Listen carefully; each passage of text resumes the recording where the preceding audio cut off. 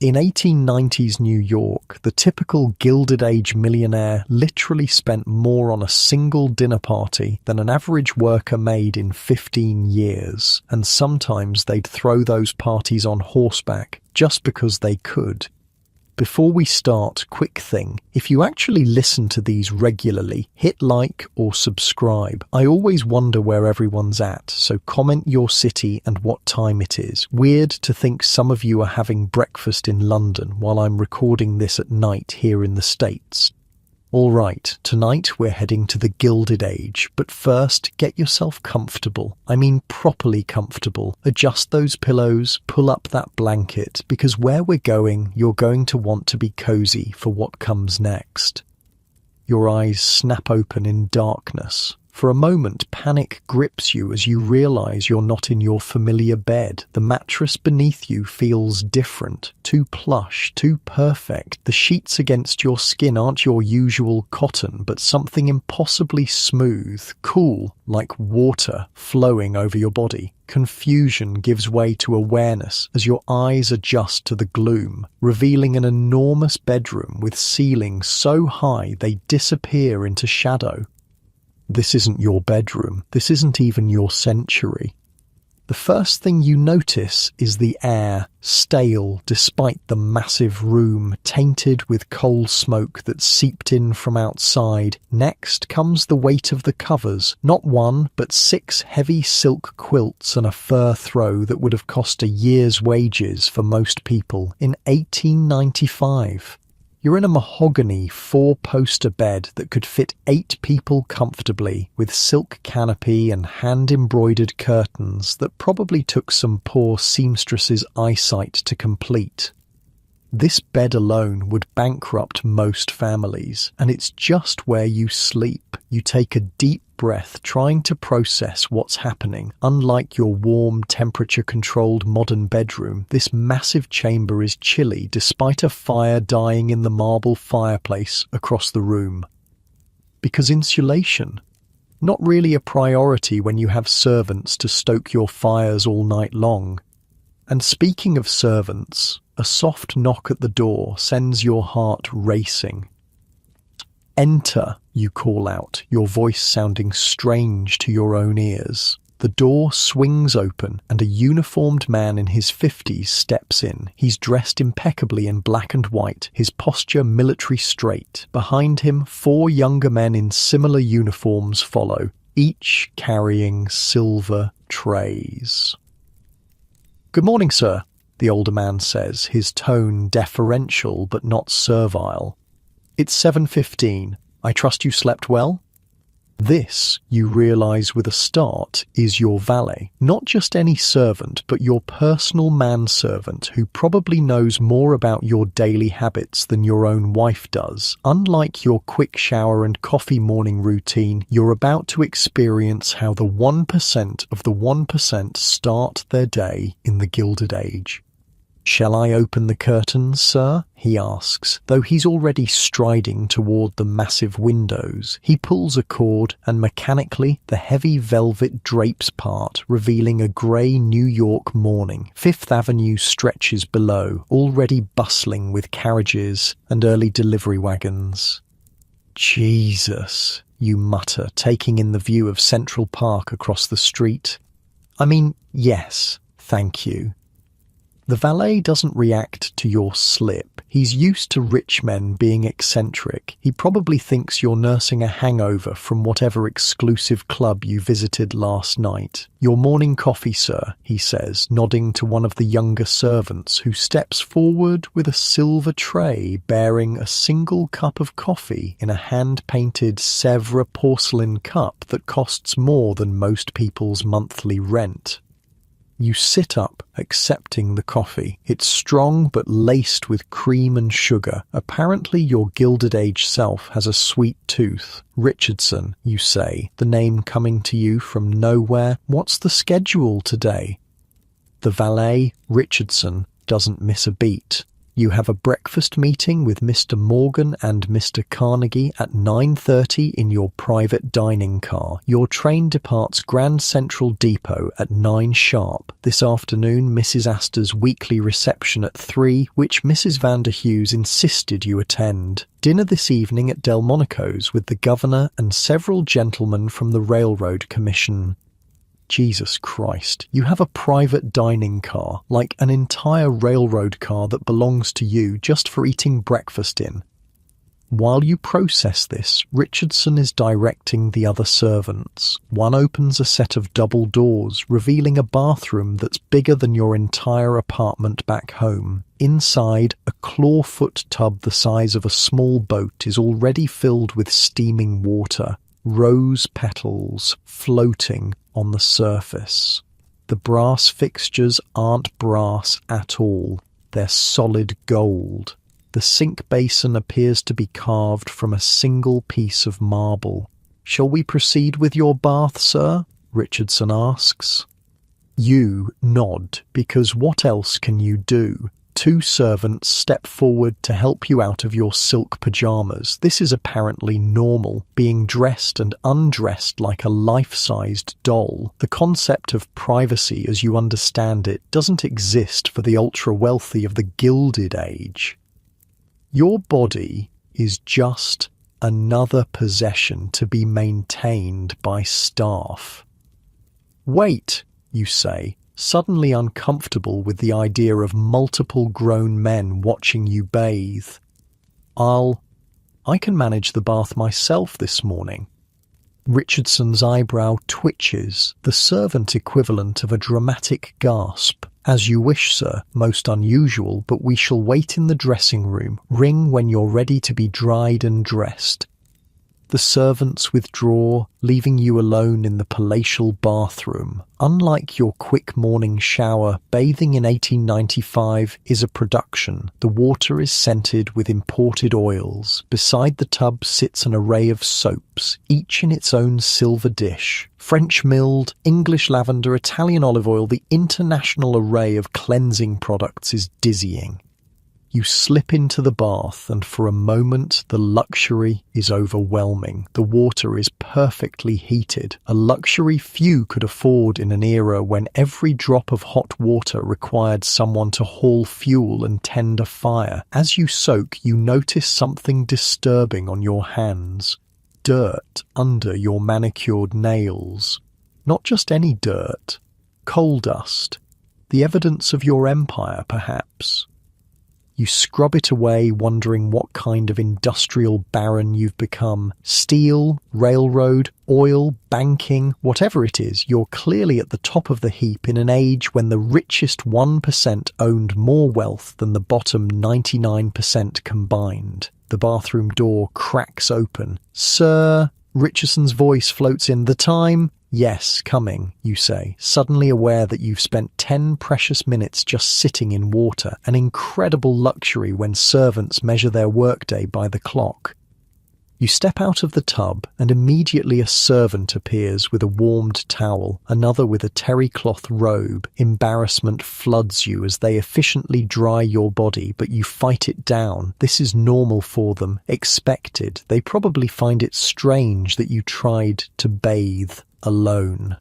"Would Sir prefer the grey worsted wool suit or the navy pinstripe for the meeting with Mr. Morgan?" Richardson asks, leading you into a dressing room larger than most people's entire homes.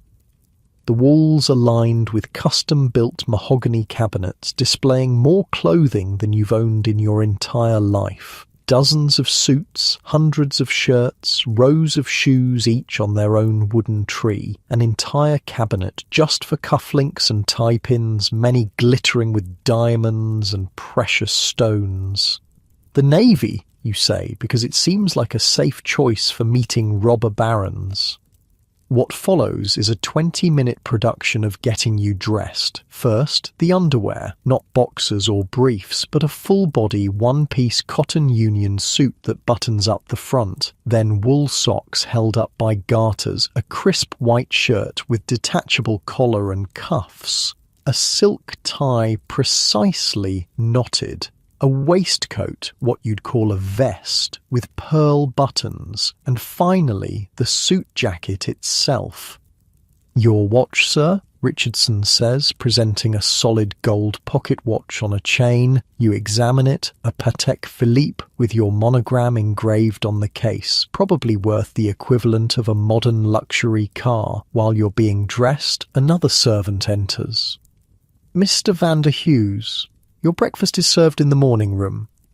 Your stomach growls on cue. The smell of bacon, eggs, fresh bread and coffee wafts up from downstairs. Unlike your rushed modern breakfast, maybe a granola bar or a quick bowl of cereal, breakfast in the Gilded Age is a serious meal. "I'll be down momentarily," you say, trying to sound authoritative. Richardson gives final adjustments to your clothing, brushing invisible dust from your shoulders, straightening your already perfect tie. "Will there be anything else, sir?"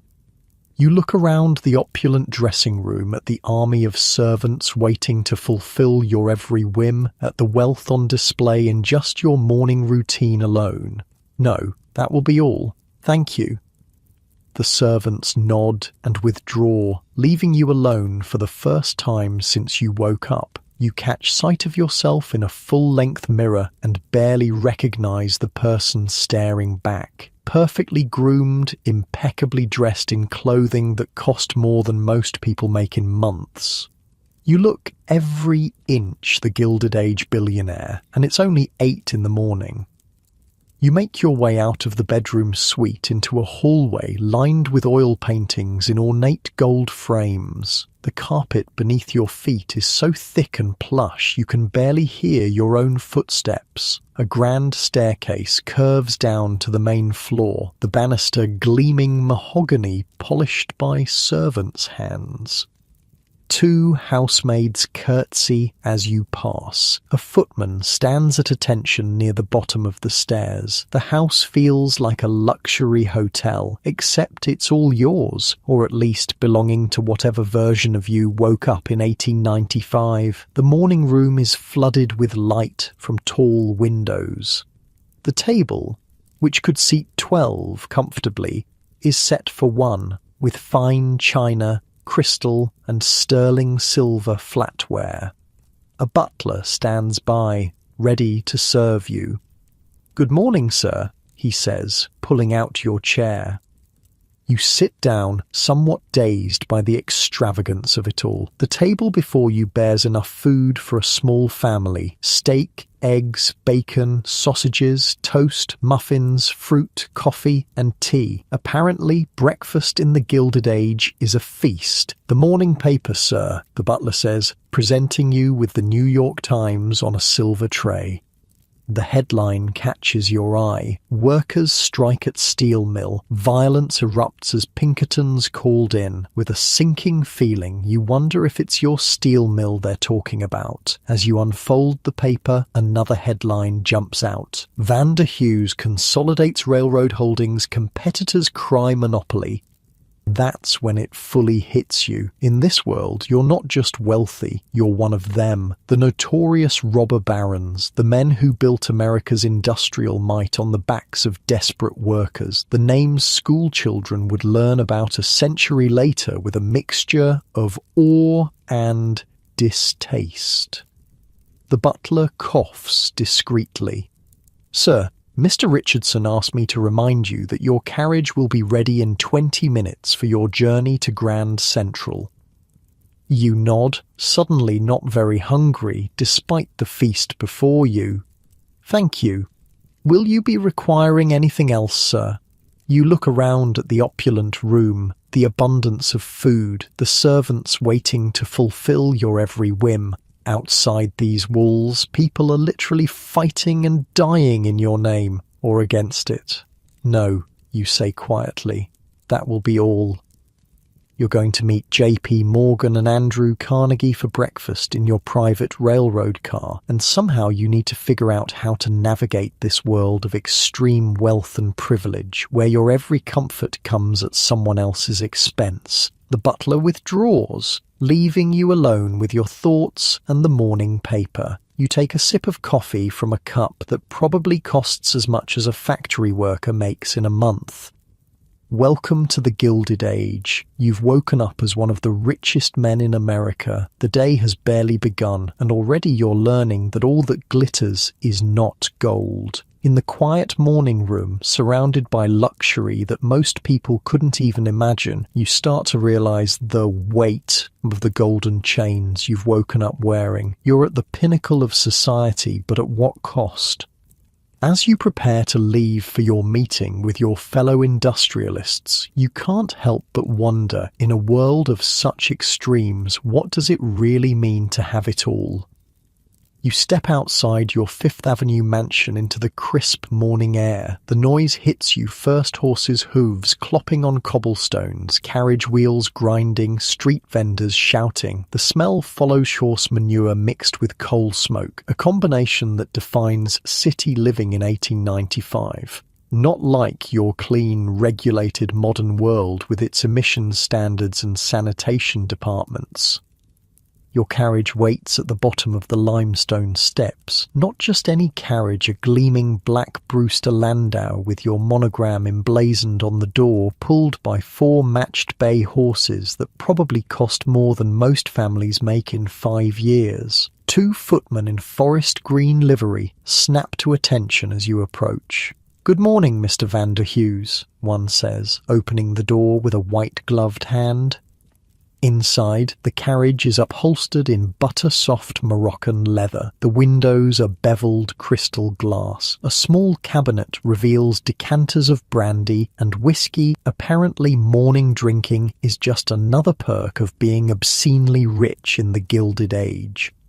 As you settle into the plush seat, a thought hits you. You own people. Not literally, slavery's been over for 30 years, but practically. The coachman, the footman, the dozen house servants you've already encountered this morning, the hundreds of others working in your factories and offices and mines. They depend on you for their survival in an era with no social safety net, no unemployment benefits, no healthcare system.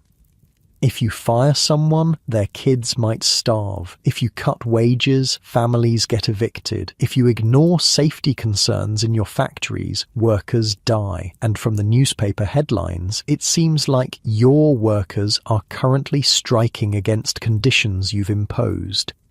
Your stomach churns as the carriage lurches forward, joining the busy morning traffic headed downtown. Through the window, you see New York in all its Gilded Age contradictions. Ladies in Worth gowns stepping carefully over mud puddles, immigrant children in rags selling newspapers on corners.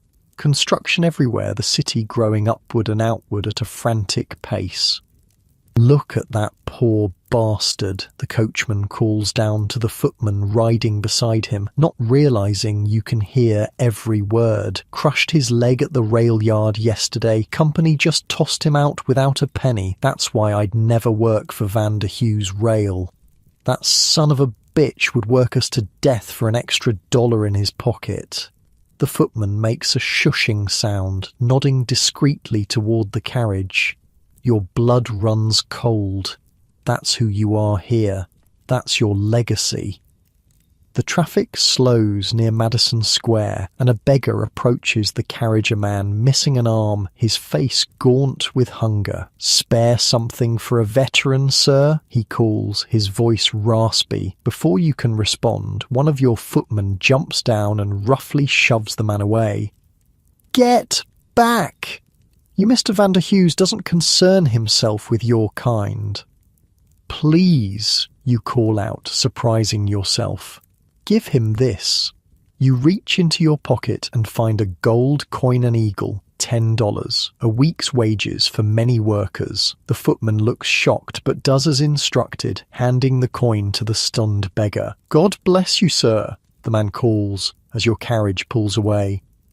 The footman resumes his position, clearly confused by your uncharacteristic generosity. You realize you've broken character. The real Vander Hughes apparently isn't known for random acts of kindness. The carriage turns onto 42nd Street and Grand Central Depot comes into view, not the soaring Beaux-Arts terminal of later years, but its more modest predecessor. Still, it's an impressive structure crowned with a glass and cast iron roof. Your carriage bypasses the main entrance, continuing around to a private gate where two uniformed guards snap to attention. Mr. Vander Hughes, one says, opening the gate to a private driveway that leads directly to the train platforms. Wealth in the Gilded Age means never having to mingle with the common folk. Your carriage stops beside a train platform where a single railroad car sits gleaming in the morning light, not connected to any train, just waiting for you. Holy shit, you mutter under your breath. This isn't just a private rail car, it's a palace on wheels, 60 feet long, painted a deep burgundy with gold leaf trim and your monogram emblazoned on the side. A uniformed porter stands at attention on the small platform at the rear of the car. "Good morning, Mr. Vander Hughes," the porter says, opening the door for you. "Mr. Morgan has arrived and is waiting inside. Mr. Carnegie sends his apologies. He's running a few minutes behind." You nod, trying to act like this is all completely normal, and step into another world. The interior of the railcar makes first-class airplane cabins look like cattle cars. The floors are covered in Persian carpets so thick your feet sink into them. The walls are panelled in hand-carved mahogany, polished to a mirror shine. Crystal chandeliers hang from a ceiling painted with classical scenes. Apparently, even the ceiling of your private railcar needs to show off your wealth. The main salon features plush velvet armchairs and sofas arranged around small tables. A fireplace, an actual working fireplace on a moving train, occupies one wall. At the far end, a dining table is set for breakfast with fine china, crystal and sterling silver. And there, standing by one of the windows with a glass of whiskey already in hand, despite the early hour, is J.P. Morgan himself. You recognize him immediately from history books, the bulbous, purplish nose, the result of a skin condition called rhinophyma that he hated having mentioned, the intense eyes under heavy brows, the immaculate tailoring of his suit, the most powerful banker in America, possibly the world, a man who once single-handedly stopped a national financial panic by locking other bankers in his library until they agreed to his terms. "Or Vander Hughes," he says, not bothering with a first name or pleasantries. "You're late. It's 8:50 a.m. Your meeting isn't until 9:30. Traffic," you say simply, figuring brevity is safer when you have no idea what your relationship with this titan of finance might be. Morgan grunts, draining his whiskey. "Help yourself," he says, gesturing to a sideboard laden with decanters. Carnegie's train was delayed. Something about a workers' demonstration on the tracks. Damned nuisance. You pour yourself a small whiskey, mostly for show. "Quite. I've been looking at those reports you sent over," Morgan continues, fixing you with a stare so intense you have to force yourself not to look away. "The Western expansion numbers are solid, but this business with the strikes," he trails off, raising a bushy eyebrow. You scramble for a response that won't reveal your complete ignorance of your own business affairs. "Yes, well, labour troubles are an unfortunate reality these days." Morgan snorts. Fisk would have had those men shot and replaced by now. Jim Fisk, another railroad tycoon notorious for his ruthlessness. Your apparent peer group is a rogues gallery of the most cutthroat capitalists in American history. "I have my own methods," you say carefully. "Indeed you do," Morgan says, a hint of grudging respect in his tone. "Your handling of the Burlington situation was impressive, cold-blooded, but effective. Didn't think you had it in you." Before you can figure out what terrible thing you supposedly did to the Burlington Railroad, the door opens and in walks Andrew Carnegie, the steel magnate. Shorter than you expected, with a grey beard and the hint of his Scottish accent still present despite decades in America, a self-made man who started as a bobbin boy in a cotton factory and now controls the largest steel company in the world. "Gentlemen," Carnegie booms, surprisingly jovial for a man with his reputation. "Apologies for the delay. Some ungrateful workers decided to lie down on the tracks. Can you imagine? As if I don't pay them a perfectly adequate $3 a day to work only 12 hours in my mills." $3 for 12 hours of dangerous labor in a steel mill. You do the quick math, 25 cents an hour in blistering heat surrounded by molten metal and machinery that can kill in an instant. Morgan and Carnegie both laugh, clearly expecting you to join in. You manage a weak smile, a soft knock at the door, and the porter enters. "Gentlemen, breakfast is served, and the engineer informs me we'll be departing momentarily." You hadn't even noticed the train starting to move. The ride is so smooth. Through the windows, you see Grand Central Depot sliding away as your private palace on wheels begins its journey. The three of you move to the dining table, where a steward is already pouring coffee into fine bone china cups. The table is set with a feast that would feed a dozen people: smoked salmon, caviar, poached eggs, rashers of bacon, silver dishes of butter, baskets of fresh bread, and pastries.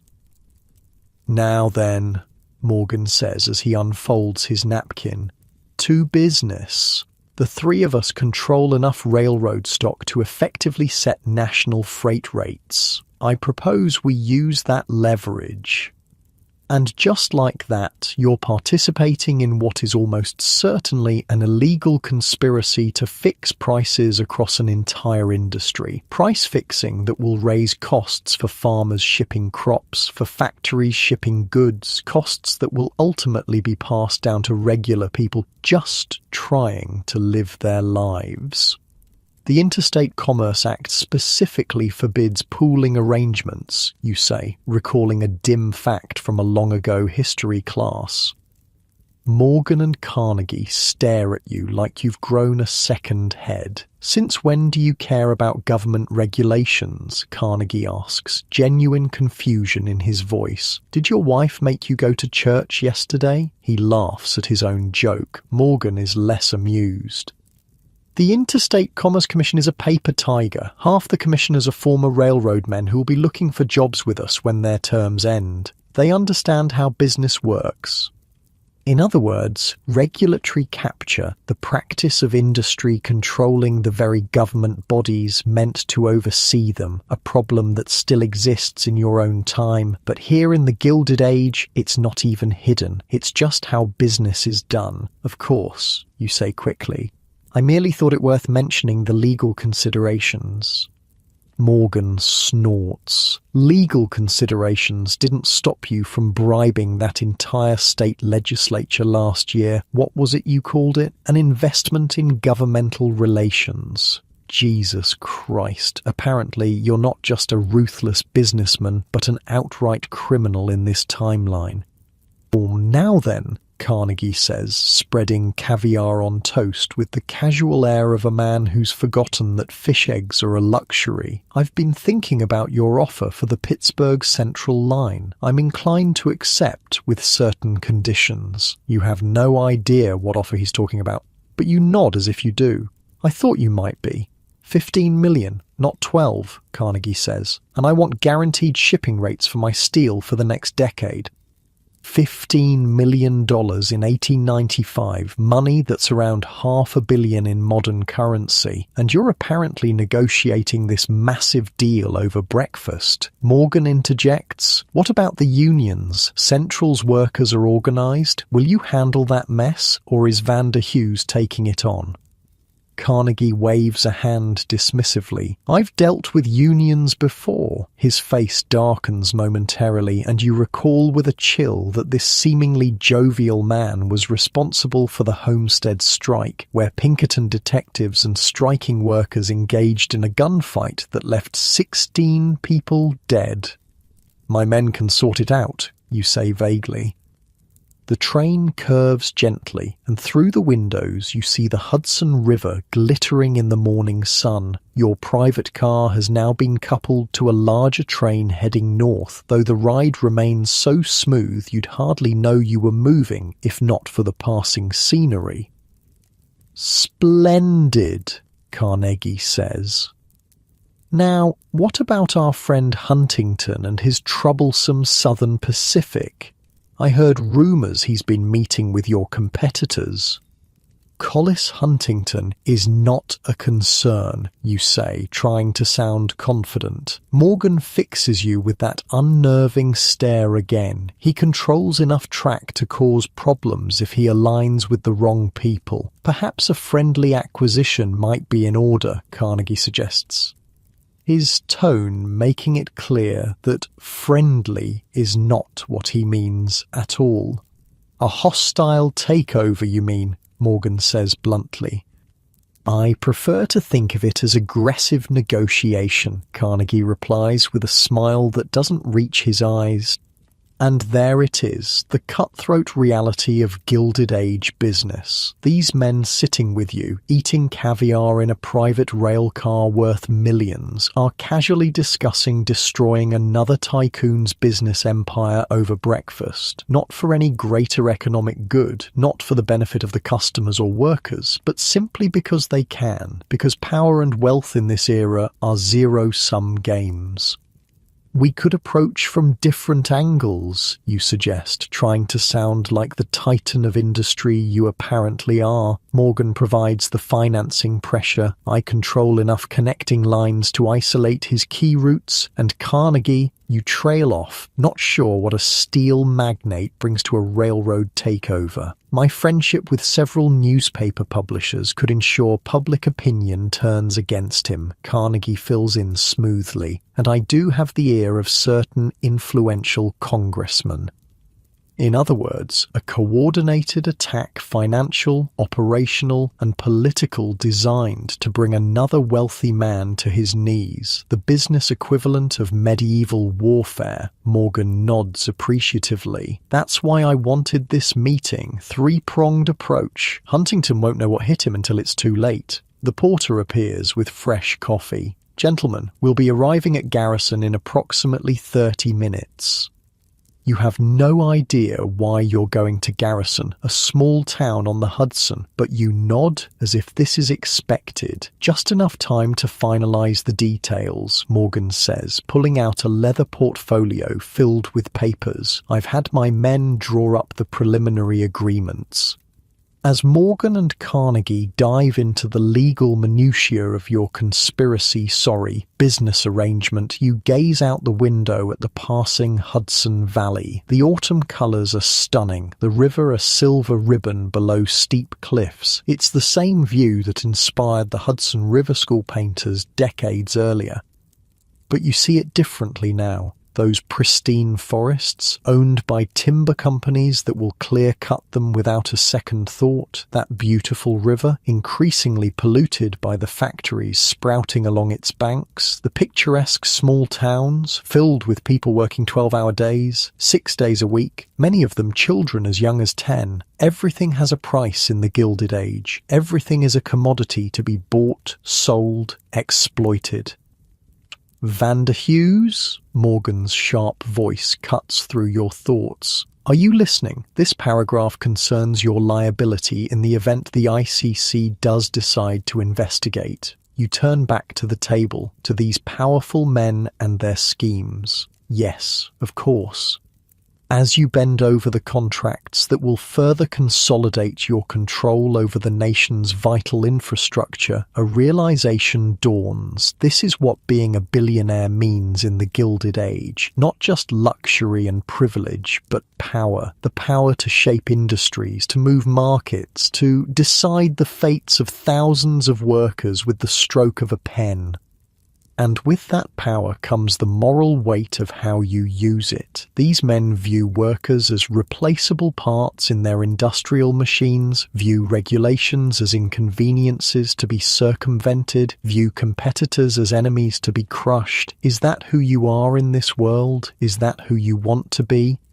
As the train glides smoothly toward Garrison, you face the uncomfortable truth that in the Gilded Age, there is no clean money. The entire system is built on exploitation of workers, of natural resources, of government corruption. To be at the top of this system means having blood on your hands, metaphorically, if not literally. One last thing, Carnegie says as he signs the final document with a flourish. My wife is hosting a little gathering at our place in New York next week, just 100 or so of our closest friends. He chuckles at what passes for a small gathering among the ultra-wealthy. She specifically asked that you and Mrs. Van der Hughes attend. Apparently your wife made quite an impression at the Vanderbilt ball last month. You have a wife. Of course you do. Another detail about your Gilded Age life that you've just discovered. We wouldn't miss it, you say, wondering what kind of person would marry the ruthless robber baron you apparently are. The train begins to slow as it approaches Garrison Station. Outside, you can see a horse-drawn carriage waiting presumably for you and your breakfast companions. Excellent, Morgan says, collecting the signed papers. Gentlemen, I believe our business is concluded for now. A productive morning. As the train comes to a halt and the porter appears to assist with your departure, you take one last look around the opulent private car. The half-eaten breakfast that cost more than a labourer makes in a week. The fine china and crystal used once and then to be washed by servants. The sheer, staggering excess of it all. You've just participated in a conspiracy to manipulate national transportation prices and destroy a business rival. You've learned that you regularly bribe government officials and exploit workers. You've glimpsed the callous disregard for human suffering that characterizes the business leaders of this era, and it's still not even noon. After your breakfast conspiracy meeting with Morgan and Carnegie, you find yourself back in your carriage, headed toward Madison Square. The morning's business dealings have left a sour taste in your mouth, but there's no time to dwell on moral quandaries. Your social calendar beckons, and in the Gilded Age, social obligations are just as critical to survival as business ones. "Where to, sir?" your driver calls down. You consult the small leather notebook you found in your jacket pocket. Inside, in elegant handwriting, not yours, is a detailed schedule of your day. Home first, you reply, then to Mrs. Astor's at 3.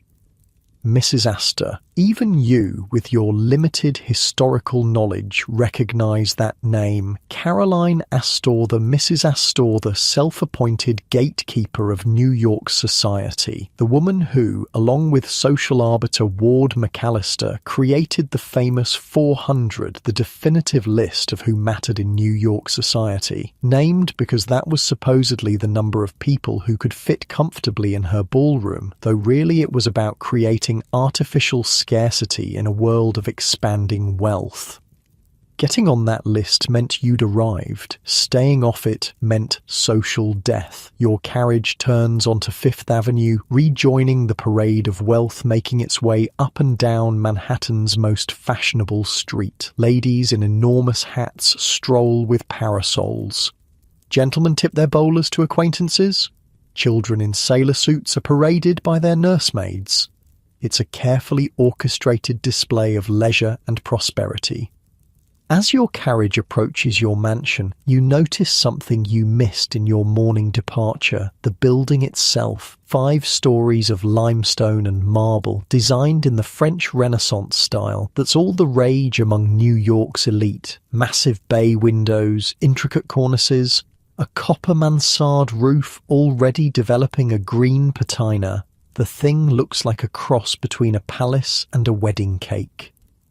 Your neighbours include the Vanderbilts, the Goulds, the Whitneys, who's who of Gilded Age wealth. Real estate values on this stretch of Fifth Avenue are among the highest in the world. The carriage stops and the footman leaps down to open your door. As you step out, you notice a woman watching you from one of the bay windows on the 2nd floor. She quickly moves away when your eyes meet. Your wife, perhaps? The butler opens the front door before you reach it. "Welcome home, sir. Madam is in the morning room and asked to see you upon your return." Madam, your wife definitely has a name, but apparently even the household staff refers to her by her title rather than anything so personal as a name. The formality of Gilded Age life continues to astound you. "Thank you," you say, handing off your hat and gloves to a waiting footman. "I'll see her now." The butler looks momentarily surprised at your courtesy. Apparently, "thank you" isn't a phrase that often passes your lips in this timeline, but quickly recovers his professional demeanour. "Very good, sir." You follow him through the grand entrance hall, past priceless artwork and furnishings, to a sunny room overlooking the side garden. And there she is, your wife. She sits at a delicate writing desk, penning correspondence on monogrammed stationery. Her morning dress is simpler than you expected, just cream silk with subtle lace trim, but still obviously expensive. Her dark hair is piled atop her head in an intricate arrangement that must have taken her lady's maid an hour to create. She looks up as you enter, her expression guarded. "You wanted to see me?" you ask, suddenly nervous. "What kind of relationship do you have with this woman? Are you cruel to her? Distant? Loving?" "George," she says, using your apparent first name. "I wanted to confirm you'll be accompanying me to Caroline's this afternoon." She was quite pointed in her invitation that both of us should attend. Her tone is formal but not cold. This seems to be a marriage of business partners rather than passionate lovers typical for the upper classes of this era, where marriages were often strategic alliances between wealthy families. "Of course," you reply. 3 o'clock, correct? She nods, studying your face with a slight frown.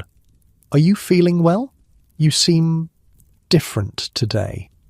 Apparently, your Gilded Age persona is consistent enough that even small deviations in behaviour are noticeable. "Just a demanding morning with Morgan and Carnegie," you say, which isn't exactly a lie. Her expression softens slightly. "Those men would try the patience of a saint." A brief, genuine smile crosses her face, and you catch a glimpse of the woman beneath the formal exterior. "Though I dare say you're their equal in stubbornness." There's almost affection in her voice. Perhaps this marriage isn't as cold as it first appeared. "Will you join me for luncheon?" she asks. "The new chef has prepared a quail salad, and I find I've grown tired of dining alone." The words carry weight. You dine alone often, it seems. You're not winning any Husband of the Year awards in this timeline. "I'd like that," you say, and mean it. Surprise flickers across her face, followed by a more genuine smile. "Wonderful. I'll have Burton set another place." Burton, presumably, the butler nods and withdraws silently. Lunch with your wife turns out to be a surprisingly pleasant affair. Her name, you discover through careful conversation, is Constance. She's intelligent, well-read, and possesses a dry wit that emerges when it's just the two of you. You learn that you have 2 children, a son away at boarding school, and a daughter who's currently in Europe with her governess on a cultural tour. The conspicuous absence of your children in the massive house seems to be perfectly normal for your social class. You're in an unusually good mood, Constance observes as you finish your coffee. Generally, meetings with your railroad associates leave you positively bearish. You shrug. Perhaps I'm learning to appreciate the finer things. You gesture to the elegant luncheon table, but your eyes stay on her. She actually blushes slightly. George, really, at our age? There's a history here you don't know, a relationship with its own patterns and boundaries that you're disrupting simply by being a bit kinder than usual. It makes you wonder what kind of man you are in this world. That simple courtesy and attention make your wife look at you like you've grown a second head. I should dress for Caroline's, Constance says, rising from the table. It wouldn't do to be late. Heaven forbid, you say with a touch of sarcasm that makes her smile again. You know how she is. 3 o'clock means 3 o'clock, not 5 past, not 5 minutes till. The woman runs her drawing room like a German train station. You laugh, and she looks pleased at having amused you. There's a glimpse of what might have been a warm relationship once, now buried under years of wealth and social obligation. Constance leaves to prepare, and you have some time to yourself. You wander the mansion, trying to learn more about your life here. Your private study is a masculinely decorated room with leather-bound books, hunting trophies. Apparently you've shot everything from lions to elephants, and a massive desk piled with paperwork. You leaf through some of the documents reports from railroad operations across the country, stock certificates, property deeds. The scale of your wealth is dizzying. You own land in 27 states. You have controlling interest in 12 different railroad companies. You have investments in steel mills, coal mines, oil fields, banks. One document catches your eye, a letter from your mine superintendent in Pennsylvania. Regarding your inquiry about safety improvements, I must advise against the expenditure at this time. The mesh screening would cost approximately $1,200 to install throughout the mine and would reduce casualties by an estimated 30%. However, it is more economical to simply replace workers as accidents occur. At current wages, we can hire 3 new men for the cost of 1 screening installation. I recommend we continue with present operations.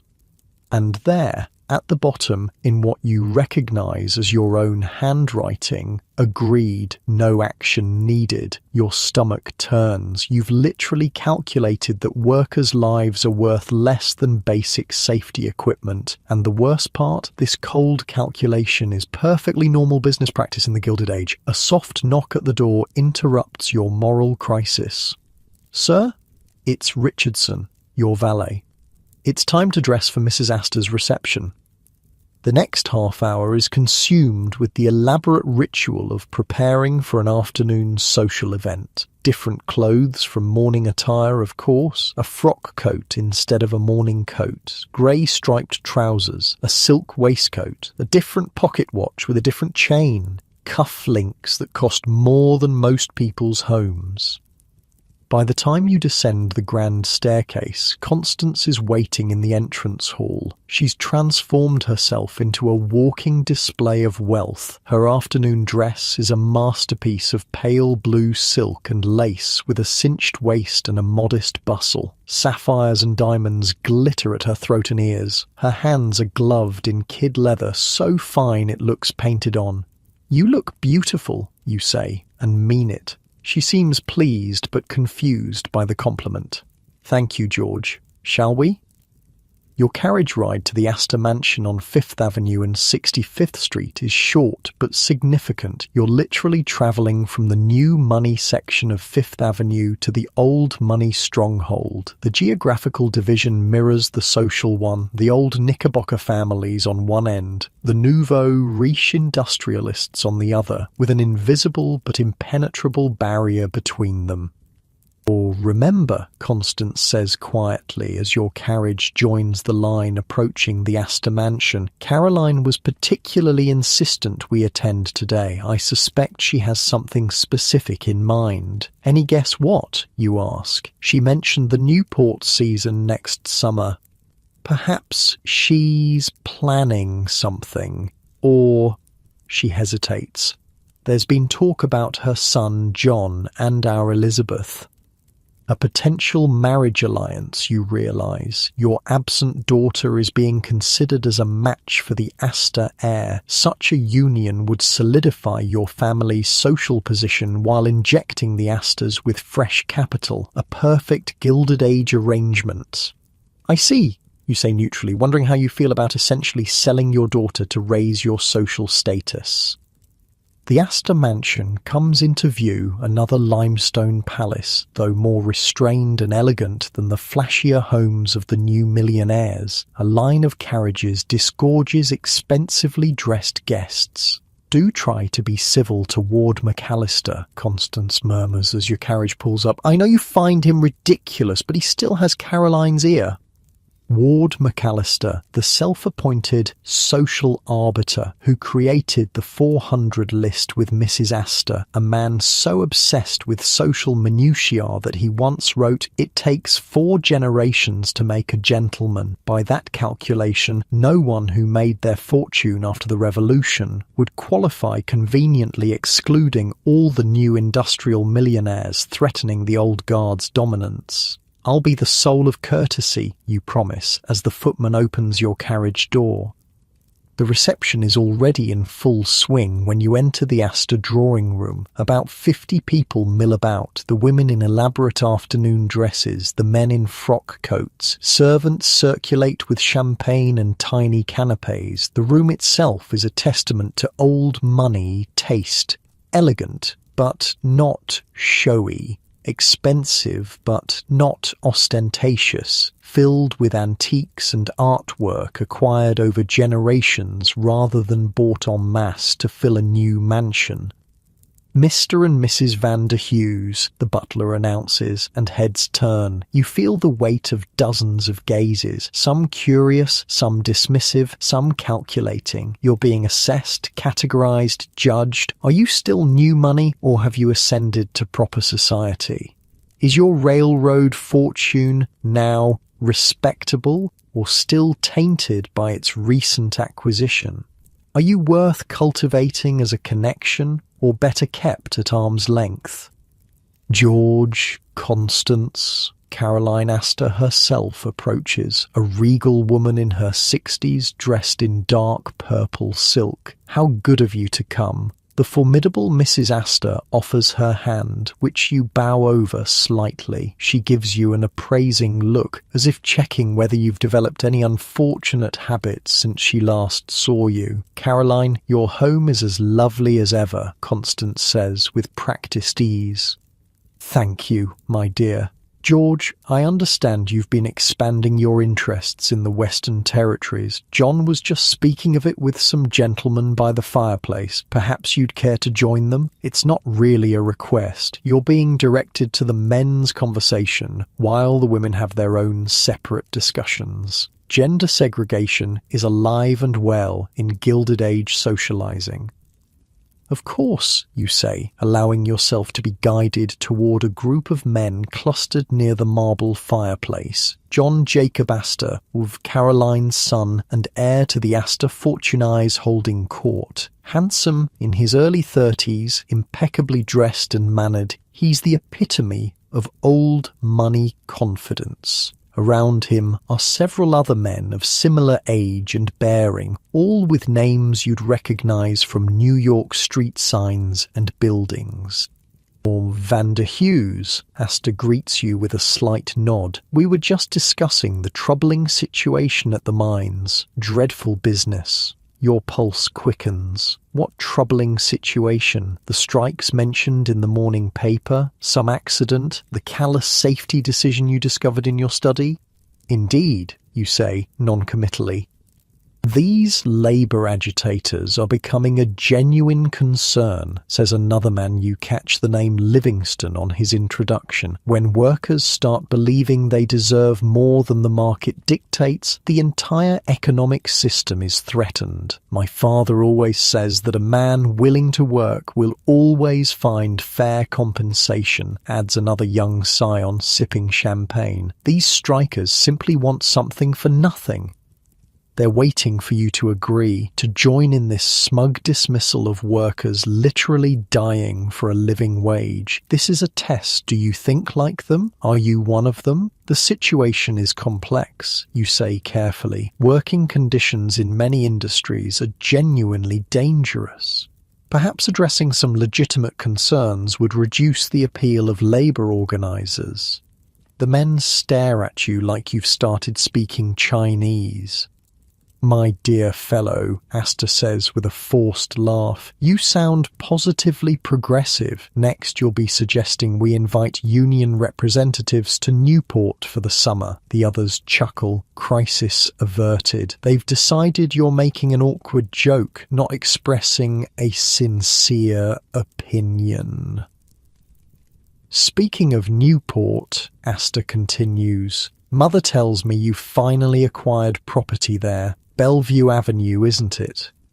Another test. Bellevue Avenue is where the most prestigious summer cottages are located, mammoth mansions used only 8 weeks a year. Yes, construction is nearly complete, you say, hoping that's true. Splendid. Perhaps we'll see more of your charming daughter next season.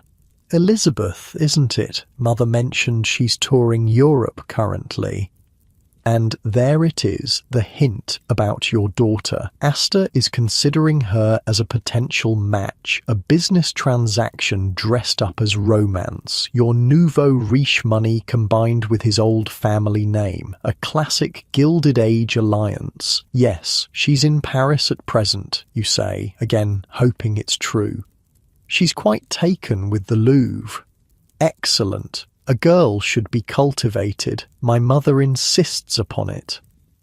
The conversation shifts to yachting, then horse racing, the acceptable pastimes of the leisure class. You navigate carefully, letting others talk more than you do, dropping vague comments that could mean anything. Meanwhile, across the room, you can see Constance engaged in what appears to be an intense conversation with Caroline Asta and several other women. Their faces are pleasant, their postures relaxed, but you can sense the social combat happening beneath the surface. After about an hour of this exhausting social performance, a subtle shift happens in the room. People begin to drift toward the entrance. The reception is ending precisely at 5 o'clock, of course. Caroline Asta would never commit the vulgarity of an event that drags on too long. As you and Constance retrieve your outer garments from servants, Caroline approaches once more.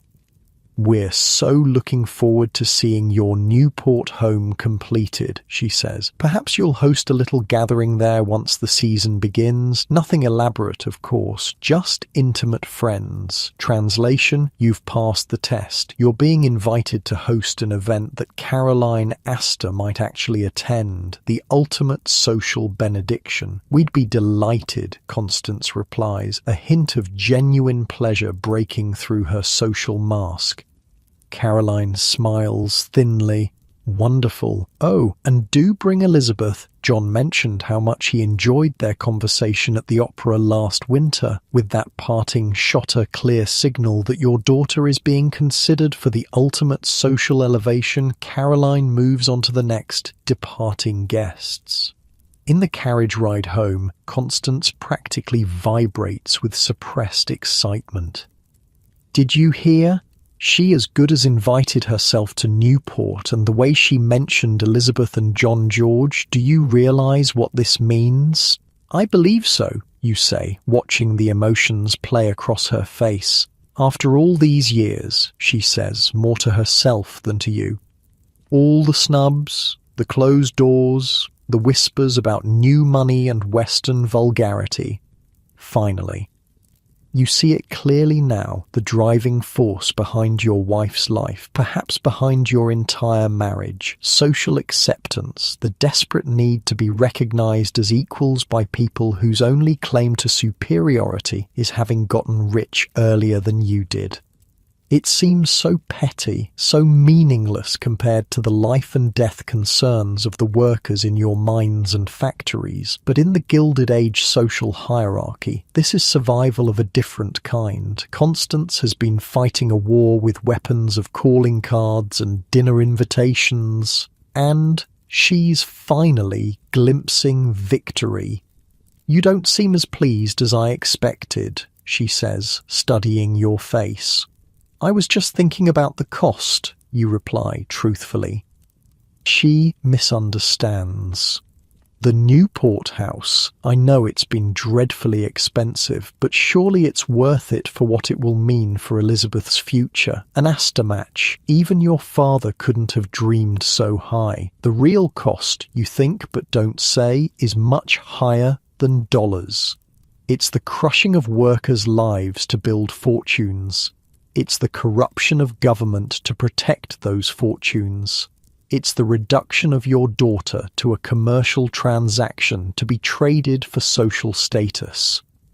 But in the gathering dusk of Fifth Avenue, as your carriage rolls past other limestone palaces just like yours, you keep these thoughts to yourself. You're learning that survival in the Gilded Age requires different masks for different situations: ruthless businessman, social climber, family patriarch.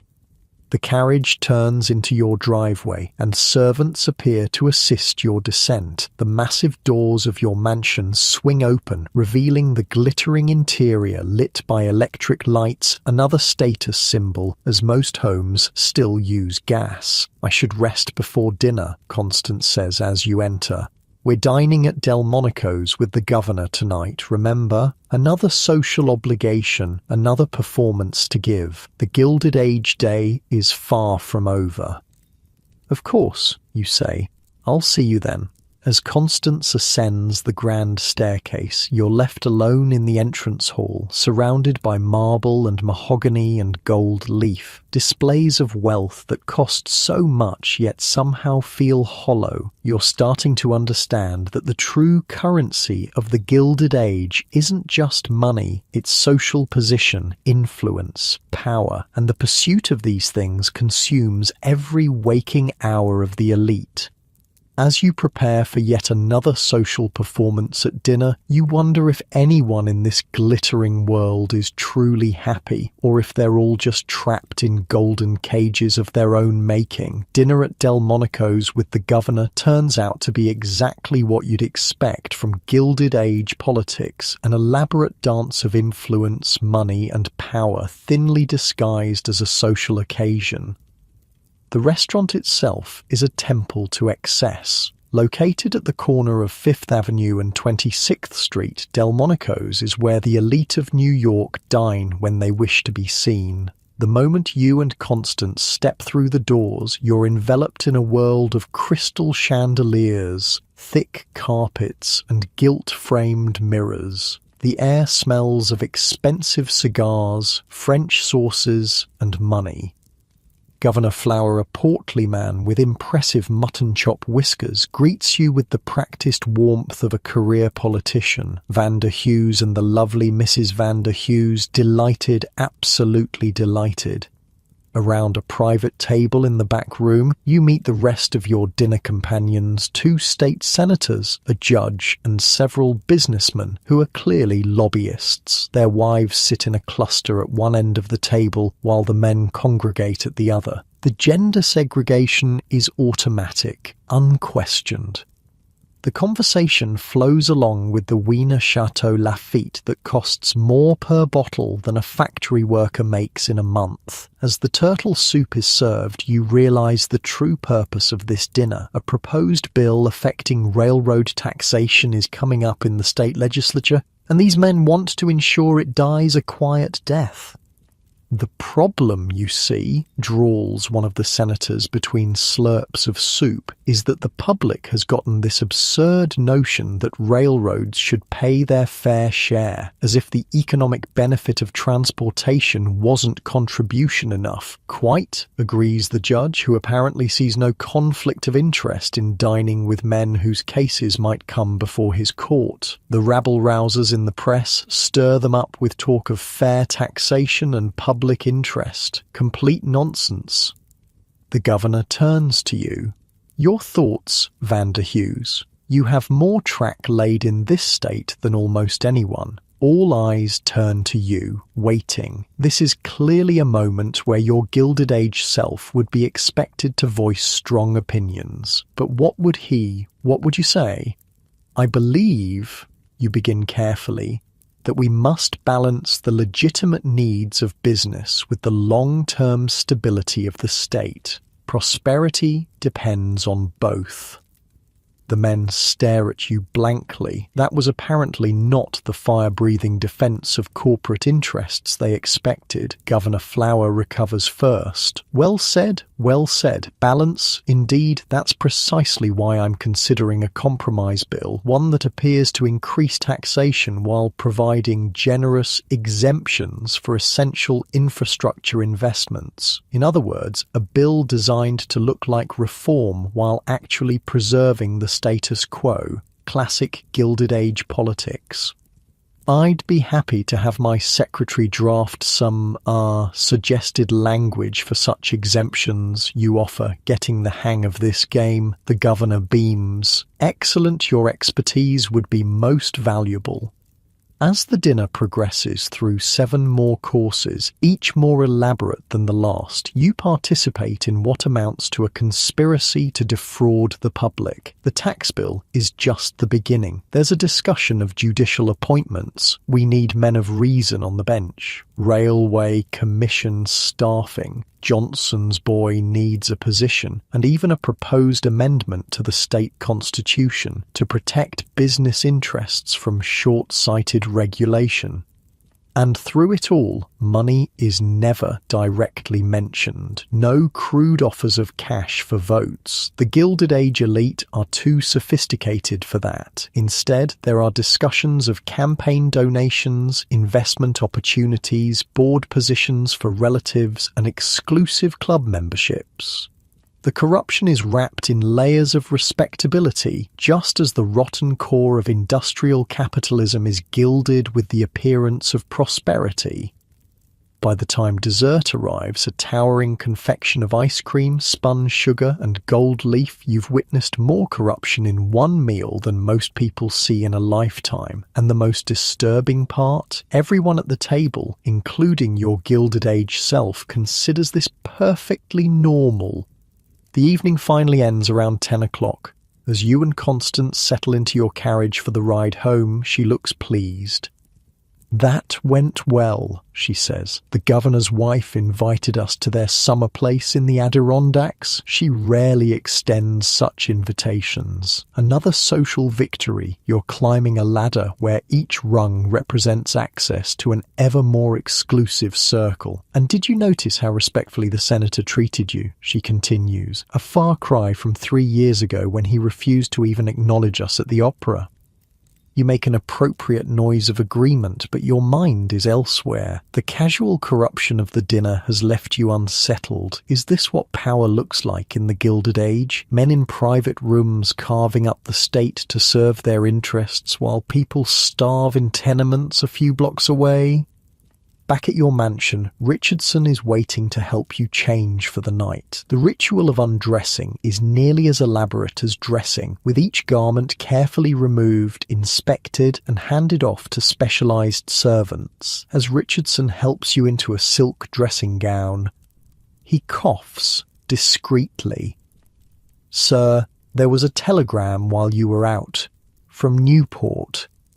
He hands you a yellow piece of paper. The message is brief. Construction completed, stop furniture installed, stop staff hired, stop ready for inspection, stop. Your Newport cottage is apparently finished. The summer palace you've built to cement your social status among the elite. Also, sir, Richardson continues, your private car has been prepared for tomorrow's journey as requested. You hadn't known you were leaving tomorrow, but apparently your Gilded Age self had already made plans to visit Newport and inspect your new summer home. Thank you, Richardson. What time do we depart? 9 o'clock, sir. Mrs. Van der Hughes has chosen to remain in the city to oversee preparations for next week's dinner party. You'll be travelling alone. That simplifies things. You won't have to maintain your charade in front of Constance, at least for a day or two. Oh, very good. Good night, Richardson.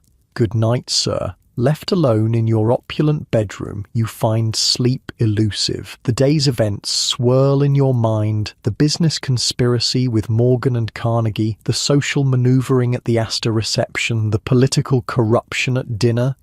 Is this what it means to be wealthy in the Gilded Age? Is this success? You drift off eventually, but your dreams are troubled by images of workers trapped in burning factories, of children labouring in coal mines, of families huddled in tenement rooms while you sleep under silk in a room bigger than their entire building. Morning comes too soon. You're awoken again by Richardson and his team of servants, the elaborate dressing ritual is performed, and by 8:30 you're in your carriage headed for Grand Central Depot. Your private rail car awaits, just as luxurious as yesterday, but configured differently. The dining table has been removed and the seating arranged for daytime travel. A desk has been set up with papers neatly stacked. Apparently you're expected to work during the 5-hour journey to Newport. The porter greets you with a bow. Good morning, Mr. Van der Hughes. We'll be departing momentarily. Cook has prepared breakfast whenever you're ready, and I've laid out the morning papers. As the train pulls out of the station, you settle into a leather armchair and examine the pile of newspapers. The headlines are a window into the Gilded Age. Steel strike continues, violence reported, tenement fire kills 23 in Lower East Side. President Cleveland denies tariff changes. Mrs. Astor's reception draws society elite.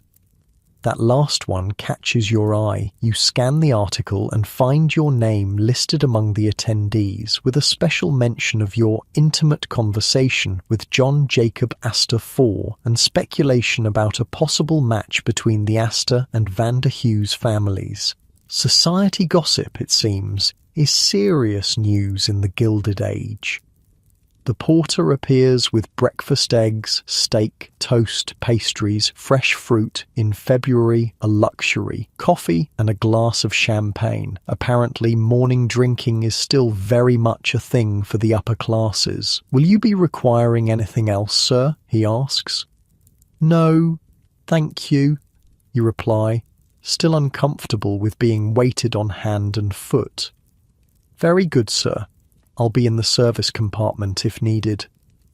Left alone with your feast and your thoughts, you stare out the window as New York gives way to Connecticut countryside. The landscape is industrial near the cities, factories belching smoke, tenements crowded against railroad tracks, workers trudging through snow to morning shifts. But as you travel further, the scene shifts to frozen rivers, snow-covered forests, and occasional grand estates set back from the tracks. The journey passes in a blur of paperwork, which you mostly pretend to read, meals, each more elaborate than the last, and scenery. By mid-afternoon, your train is pulling into Newport, Rhode Island, summer playground of America's elite, even in the dead of winter. A carriage waits at the station, your carriage apparently, with your monogram on the door. The driver greets you by name. To Breakwater Hall, sir? He asks. You nod assuming that must be the name of your Newport estate. These people name their houses like royal palaces. As the carriage rolls through Newport, you get your first glimpse of the famous resort town in winter. Most of the massive cottages, a laughable understatement, are closed for the season, their windows shuttered, their grounds empty. Only a few show signs of life, probably the year-round homes of local gentry rather than the summer palaces of New York millionaires. The carriage turns onto Bellevue Avenue, the most prestigious address in Newport, and there, rising on a cliff overlooking the Atlantic Ocean, is your summer home. Holy shit, you mutter under your breath. Magnificent, isn't it, sir? The driver says proudly, mistaking your shock for pleasure. Finest house on the avenue, they're saying. Breakwater Hall is not a house. It's not even a mansion. It's a limestone chateau that would make French aristocrats jealous. 5 stories of pale stone and slate roofs with turrets, balconies and enough windows to keep a glazier employed for years. The front facade must be 200 feet wide, with a circular drive leading to a massive entrance portico, supported by marble columns. The scale is mind-boggling. This isn't a home, it's a statement, a declaration that you have so much money you can build a palace you'll use 8 weeks a year and leave empty the rest of the time. As your carriage approaches, you notice something else, a small army of servants lined up on the front steps. At least 30 people in formal uniform standing at attention in the February cold, waiting to greet their master. They've been practicing all week for your arrival, sir, the driver informs you. The new butler's quite strict, I hear, practicing, like actors in a play, which is exactly what this Eastern elaborate performance of wealth and power, with you as both star and audience. The carriage stops at the bottom of the marble steps. A man in his 50s, dressed in immaculate black, steps forward and opens your door with a white-gloved hand.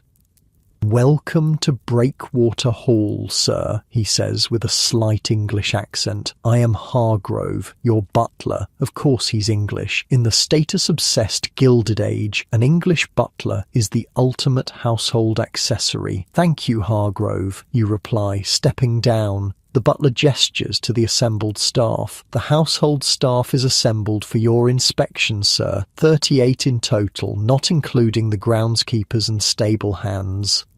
38 people to maintain a house you'll barely use. The waste is staggering. "Very good," you say, not knowing what else to say. Hargrove leads you up the steps, past the rows of bowing and curtsying servants. You nod to them, trying to acknowledge their humanity in a small way, which earns you a curious glance from the butler. Apparently, the real Vander Hughes doesn't bother with such niceties.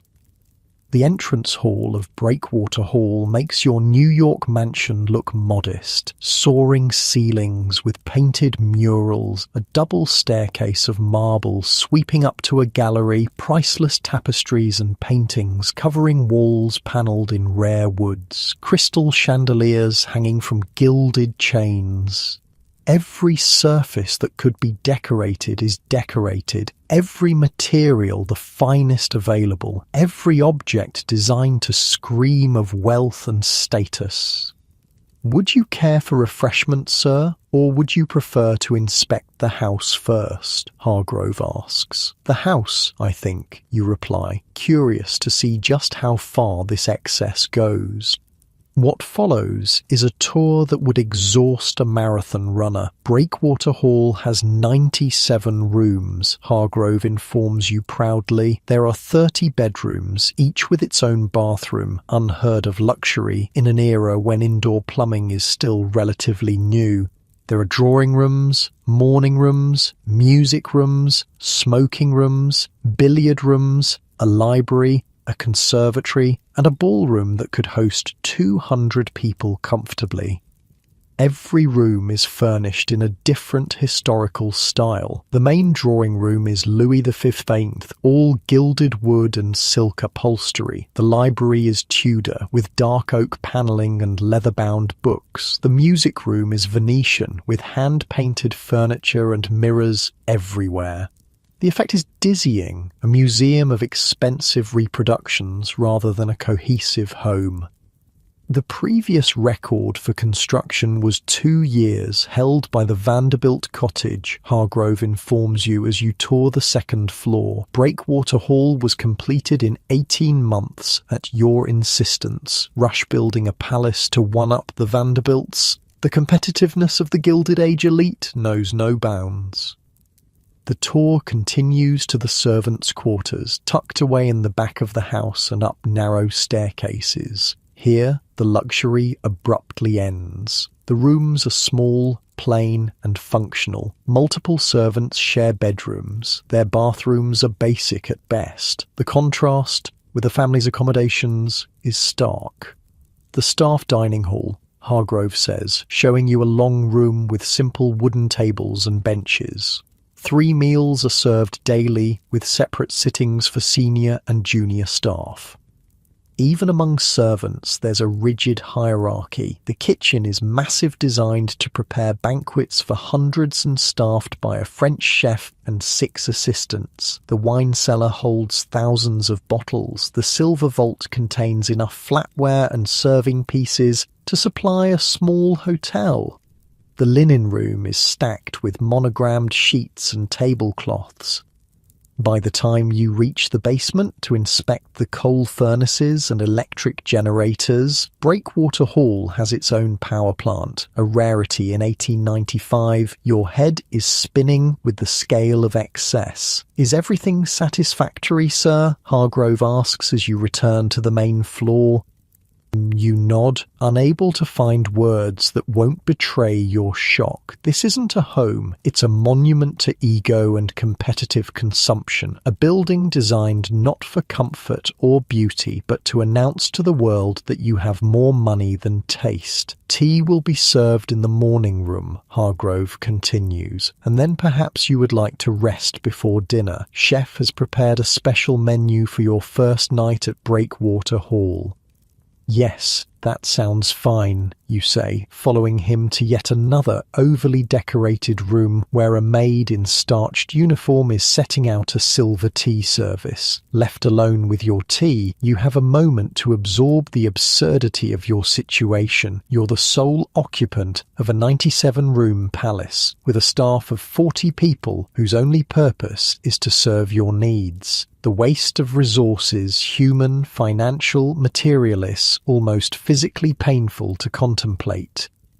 But this is success in the Gilded Age. This is what men like Morgan, Carnegie, Vanderbilt, and apparently you strive for. Not just wealth, but conspicuous consumption. Not just power, but visible dominance. Houses like Breakwater Hall aren't built for comfort. They're built as competitive displays, stages for social combat.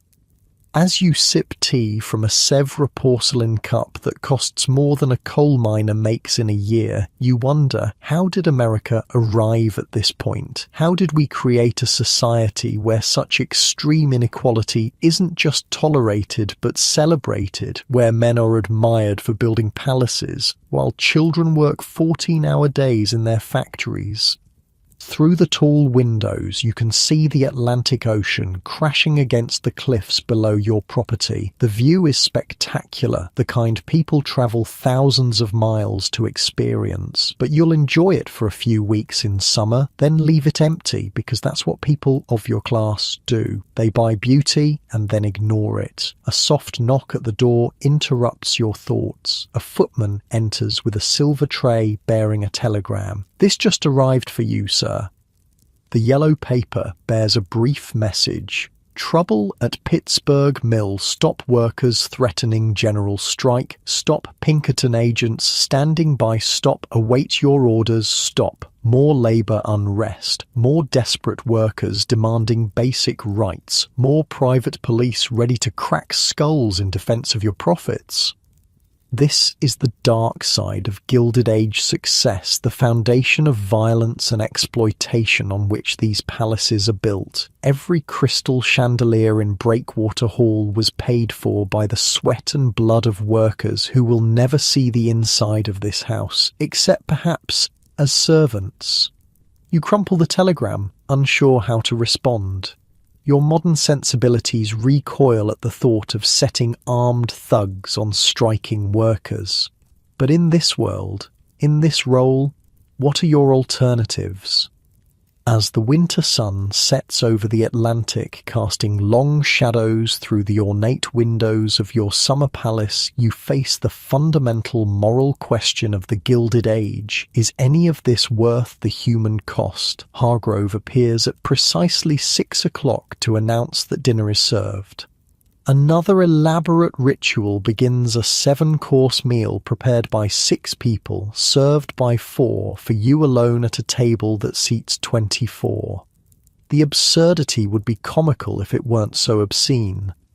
"Will there be anything else, sir?" Hargrove asks as the dessert plates are cleared. You look around at the massive, empty dining room, at the army of servants hovering attentively, at the wealth on display in every piece of furniture and tableware. "No," you say quietly, "that will be all."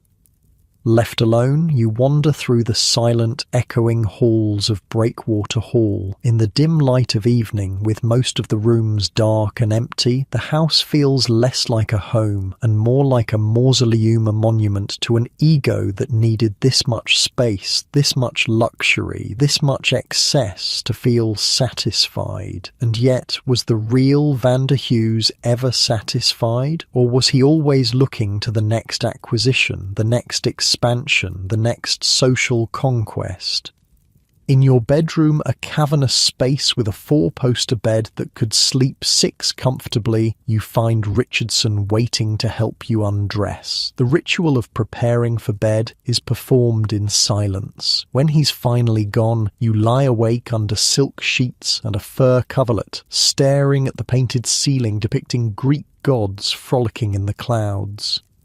Outside, the winter wind howls off the Atlantic, rattling the hundreds of windows of Breakwater Hall. Somewhere in the vast house, a door slams. The sound echoes through empty corridors and vacant rooms, a lonely reminder of the hollowness at the heart of Gilded Age success. You've spent a day living as one of the richest men in America, in one of the most ostentatious homes ever built. And all you feel is empty. Morning at Breakwater Hall brings a new level of Gilded Age absurdity. You wake to find not 1 but 3 valets waiting to assist you, Richardson, who travelled with you from New York, plus 2 Newport staff members who apparently exist solely to help with your seaside wardrobe. "We've laid out the morning options, sir," Richardson says, gesturing to 3 complete outfits displayed on standing forms. The blue serge for a walk on the grounds, the tweed for town visits, or the grey worsted if you plan to receive callers. You stare at the clothes, then at the 3 grown men whose entire morning revolves around which fabric you want touching your skin today. "The blue," you say, if only to end this bizarre ritual quickly.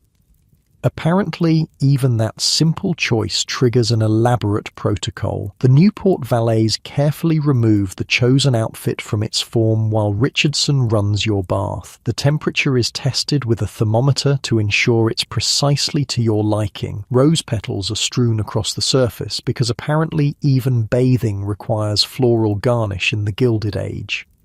As you soak in water hot enough to poach an egg, a luxury requiring someone to haul and heat gallons of water, you hear a knock at the bathroom door. "Enter," you call, still uncomfortable with being seen naked, but realizing privacy simply isn't a concept that applies to the ultra-wealthy in this era. A footman appears with a silver tray bearing tea, toast, and the morning papers, because waiting until you're dressed for breakfast would be too plebeian. "The New York papers arrived on the early train, sir," he says, setting up a small table beside the tub, and Mr. Hargrove asks if you plan to use the house for entertaining this summer, as several local merchants are requesting appointments to discuss provisions. Planning a summer social calendar in February. The Gilded Age elite schedule their spontaneity months in advance. "Tell him I'll discuss it after breakfast," you reply, reaching for the tea with dripping hands. Very good, sir. Left alone with the newspapers, you scan the headlines. The labor troubles at your Pittsburgh mill have escalated. The article describes agitators demanding outrageous concessions like a 10-hour workday down from 12, 1 day off per week, and safety equipment. The writer's tone makes clear these are considered radical, unreasonable demands. More troubling is a small item on page 3. Child killed in mill accident. A 12-year-old boy working as a sweeper in your Pittsburgh steel mill caught his arm in an unguarded gear and was pulled into the machinery, dead before the foreman could even shut down the line. The article notes that operations resumed within the hour. You feel physically ill. A child died in your factory and production barely paused. Is this the price of Breakwater Hall, of your private rail car and French chef and wardrobe of handmade suits? The 3 valets return before you can sink too deeply into these dark thoughts. The bathing ritual concludes, the dressing ceremony begins, and 45 minutes later, you're finally prepared to face the dire day in which you have absolutely nothing required of you except existing in luxury.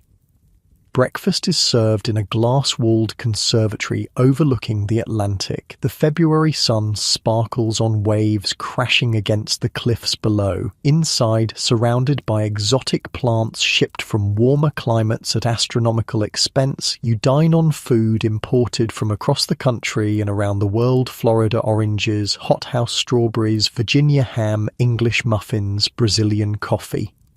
Hargrove hovers nearby, directing the small army of servants silently attending your every need. He approaches when you've finished your coffee. "Regarding the summer entertaining, sir," he begins, "the staff have prepared several proposed calendars for your consideration."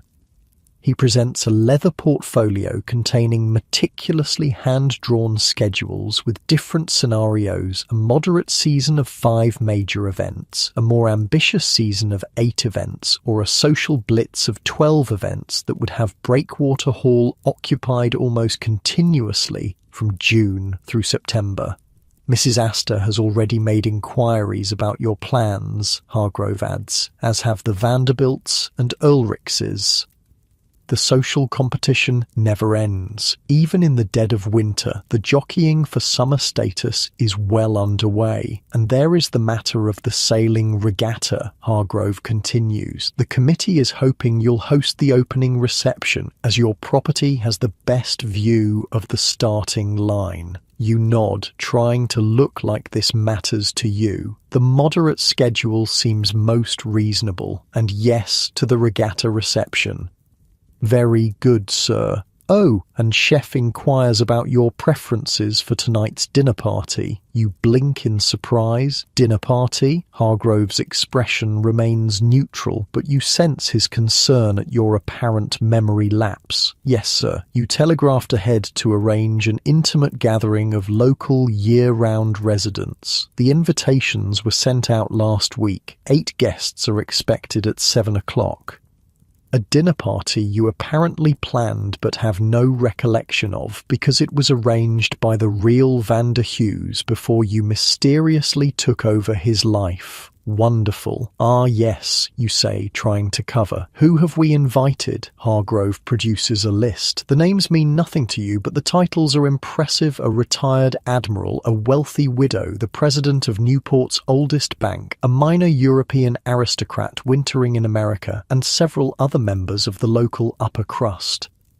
"And the entertainment, sir? Will you still require the string quartet and the unusual performance you specified?" The slight hesitation in Hargrove's voice makes you wonder just what kind of unusual performance your Gilded Age self had planned. "Remind me of the details," you say carefully. "The contortionist, sir, from the Barnum Circus, and the electrical demonstration."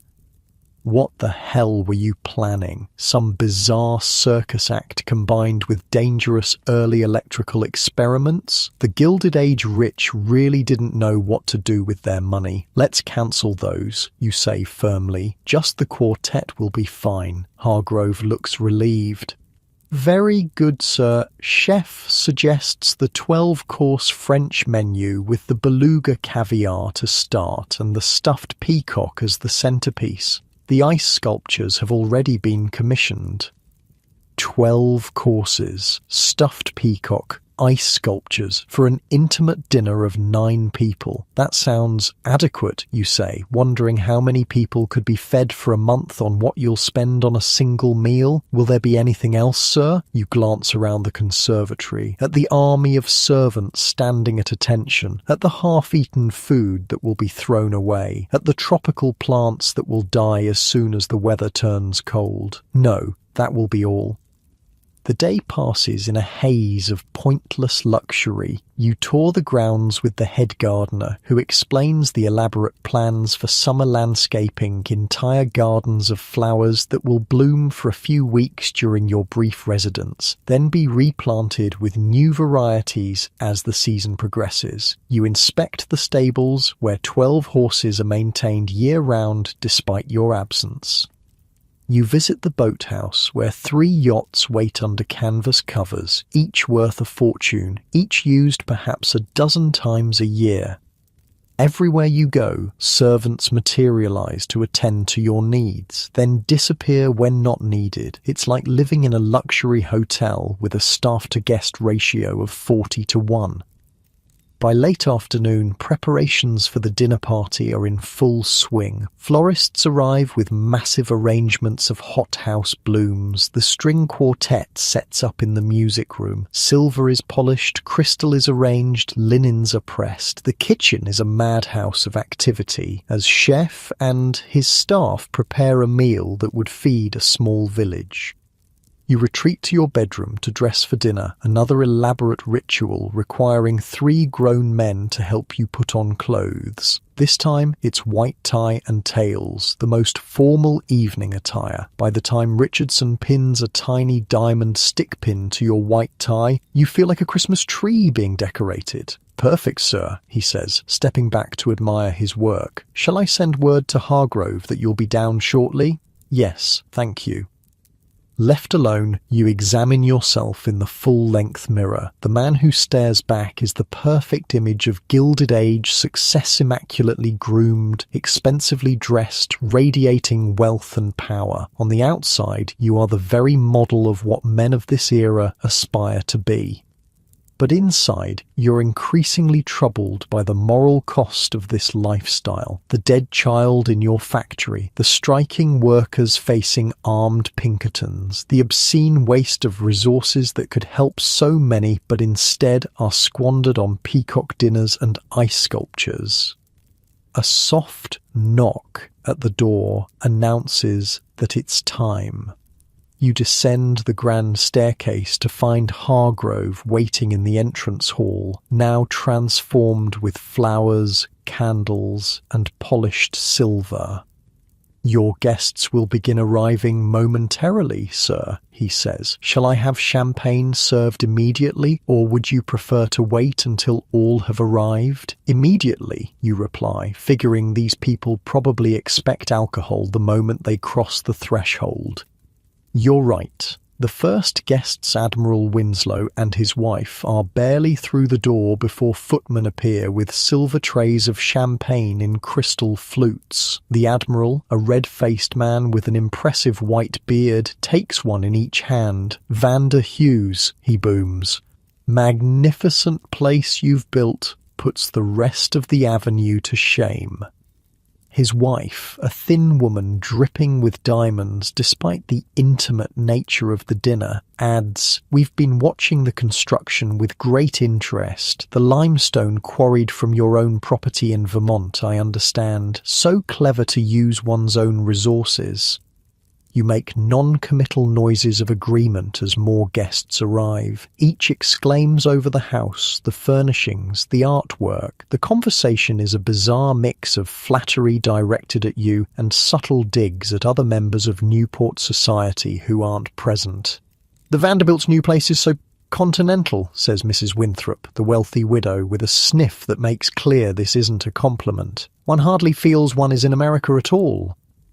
And the Astor's summer ball last year, adds Count von Hohenberg, the European aristocrat, was charming, of course, but perhaps trying a bit too hard. The live swans in the fountain seemed excessive, says the man currently drinking champagne in a 97-room cottage with 40 servants.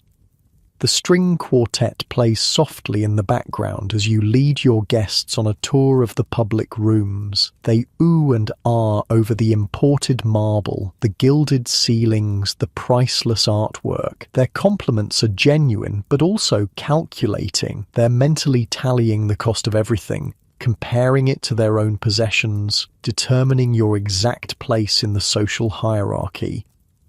"I must say," says Mrs. Cabot, wife of the bank president, "your picture gallery surpasses even the Vanderbilts. Such taste. The library is extraordinary," her husband adds. 10,000 volumes, Hargrove tells me. "Have you read them all?" He laughs as if this is the height of wit. "Only the important ones," you reply dryly. Finally, dinner is announced. Hargrove leads the procession to the dining room, now transformed into a scene from a royal palace. The table gleams with silver, crystal, and gold-rimmed china. Candelabras cast a warm glow over elaborate floral arrangements. In the centre, a massive ice sculpture of Neptune rising from the sea slowly melts onto a silver tray.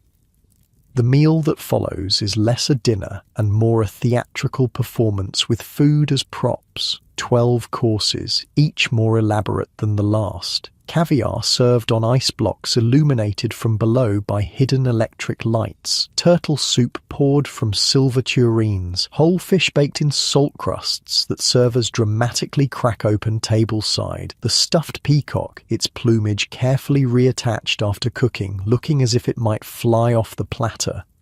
Between courses, servants silently replace every piece of flatware, every plate, every glass. The choreography is precise, practiced, perfect. You count 28 different serving vessels used for 9 people over 3 hours.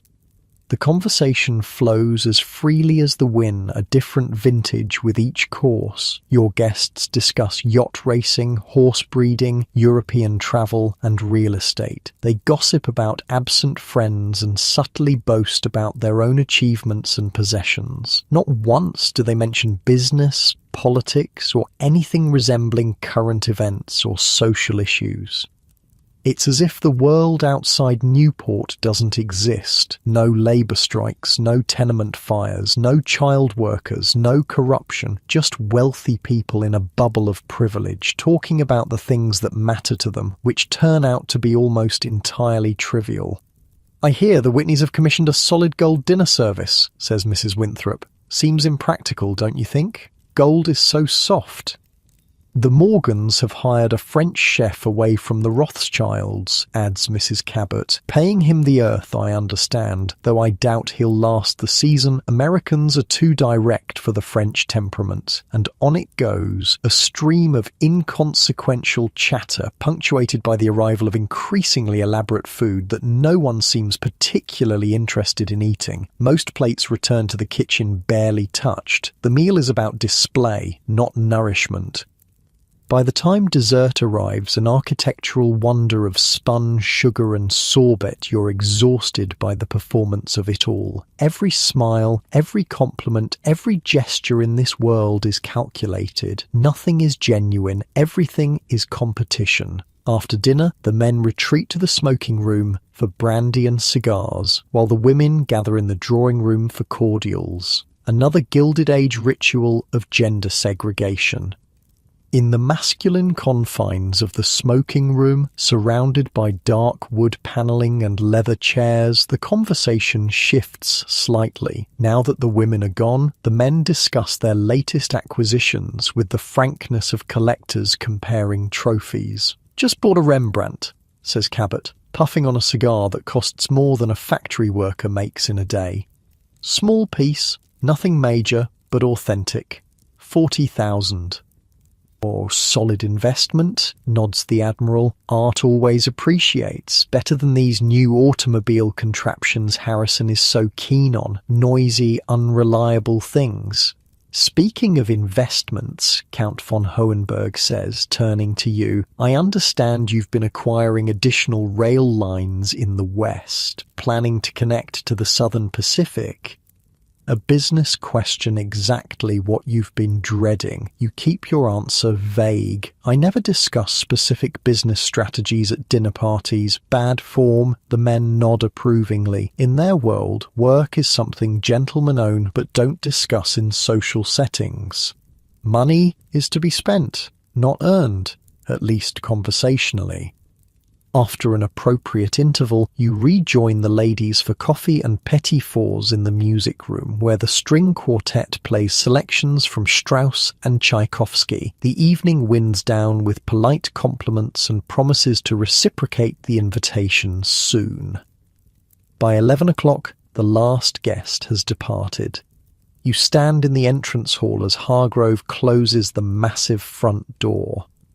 "A successful evening, sir," he says. "The guests were most impressed."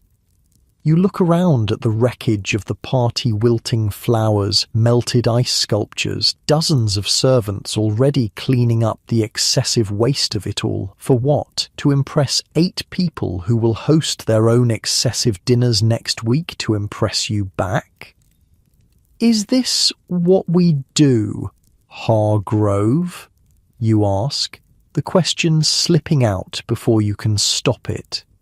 "Spend fortunes to impress people we don't even particularly like?" The butler's face remains professionally neutral, but his eyes register surprise at this philosophical turn. "I couldn't say, sir. I'm merely here to ensure it's done properly." "Of course," you sigh. "Good night, Hargrove." "Good night, sir." You climb the grand staircase alone, passing priceless artwork that no one really sees, walking on carpets imported from Persia that will be replaced when they go out of fashion. At the top, you pause and look back at the entrance hall, now dark except for a few strategically placed lamps to guide late-night wanderers. In the dim light, Breakwater Hall feels even more like a museum than a homia carefully curated collection of expensive objects arranged to impress visitors rather than bring joy to inhabitants, a monument to conspicuous consumption that sits empty most of the year. Is this success? Is this happiness? The questions follow you to your cavernous bedroom where Richardson waits to help you undress. The evening's performance isn't over yet. There's still the ritual of preparing for bed, removing each piece of evening wear, washing, donning silk pajamas, having your robe and slippers placed just so for the morning. When Richardson finally withdraws, you're left alone in a bedroom bigger than most people's entire homes. Outside, the Atlantic crashes against the cliffs, a constant reminder of the real world that exists beyond these gilded walls. You think of the dead child in your factory, of the workers facing armed Pinkertons, of the families in tenements while you maintain a 97-room cottage for 8 weeks of use per year. As you drift off to sleep under silk sheets and fur coverlets, you wonder if any amount of luxury is worth the moral cost of how it's obtained in the Gilded Age. Sleep doesn't come easily in Breakwater Hall. The wind off the Atlantic rattles the 100-plus windows, creating an eerie symphony of drafts and creaks. The massive bed, for all its silk sheets and down pillows, feels empty and cold. And somewhere in the vast mansion, a clock chimes the hours with relentless precision, marking time in a way that feels almost accusatory. You wake around 2 in the morning, shivering despite the fur coverlets. The fire in the bedroom fireplace has died down to embers, casting just enough light to make the shadows more menacing. In your modern life, you'd simply adjust the thermostat. In 1895, you'd have to ring for a servant to rebuild the fire. The thought of waking someone to perform this menial task in the middle of the night feels wrong, so you wrap yourself in a velvet dressing gown left conveniently on a nearby chair and move to the window. Outside, the winter moon casts a silver path across the black Atlantic. The view is spectacular, but the glass is cold against your fingertips, a reminder that even unlimited wealth can't fully insulate you from the elements. A soft knock at the door startles you.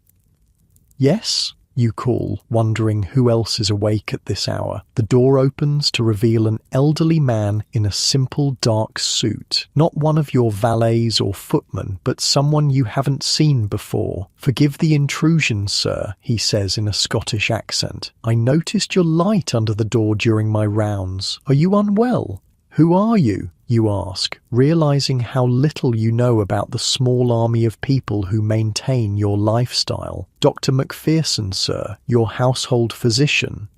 Of course you have a live-in doctor. Why wouldn't you? "I'm fine," you say, "just having trouble sleeping." The doctor nods knowingly. The sea air takes some adjustment. "Perhaps a sleeping draught would help? I have my bag with me." Before you can respond, he's already opening a worn leather medical bag and removing a small blue bottle.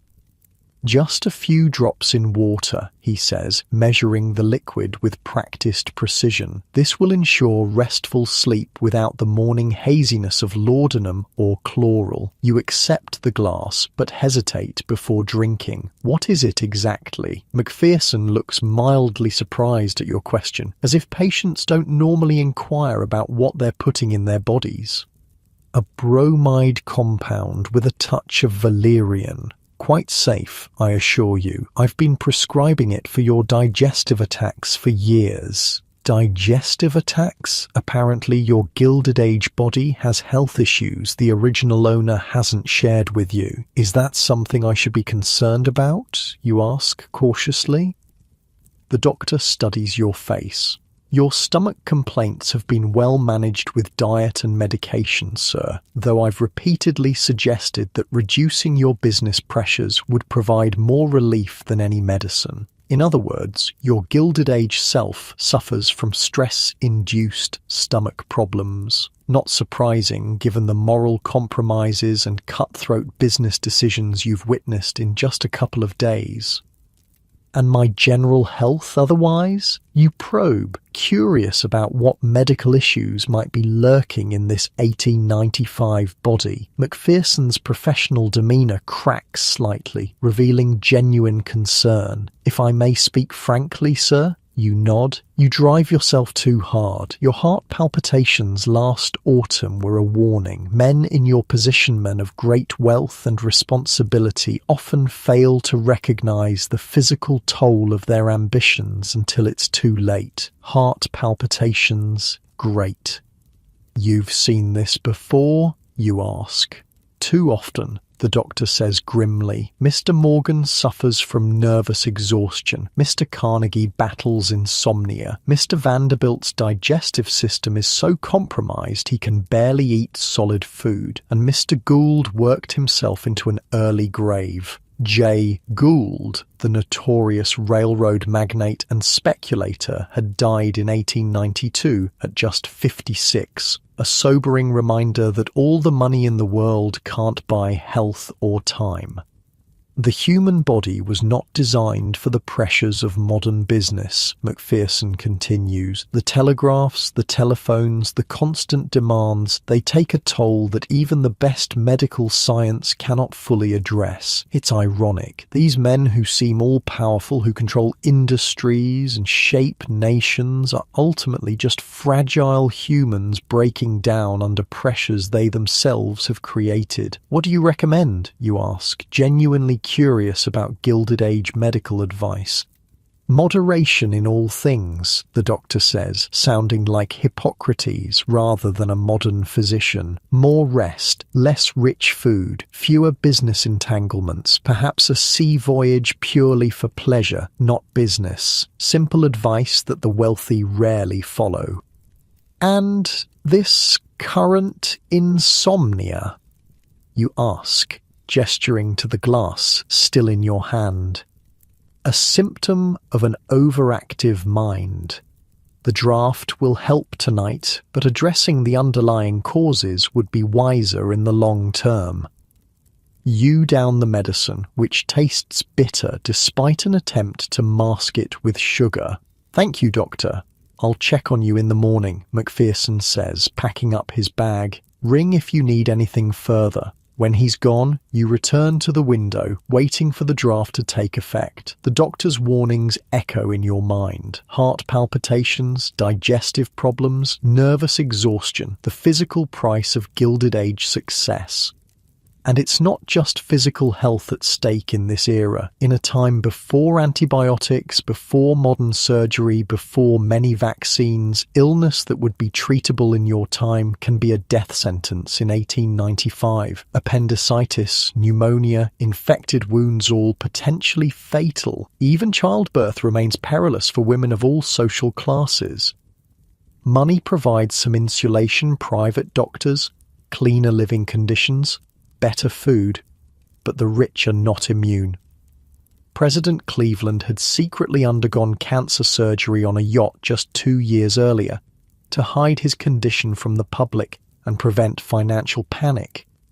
Even the powerful cannot escape the limitations of medical science in this era.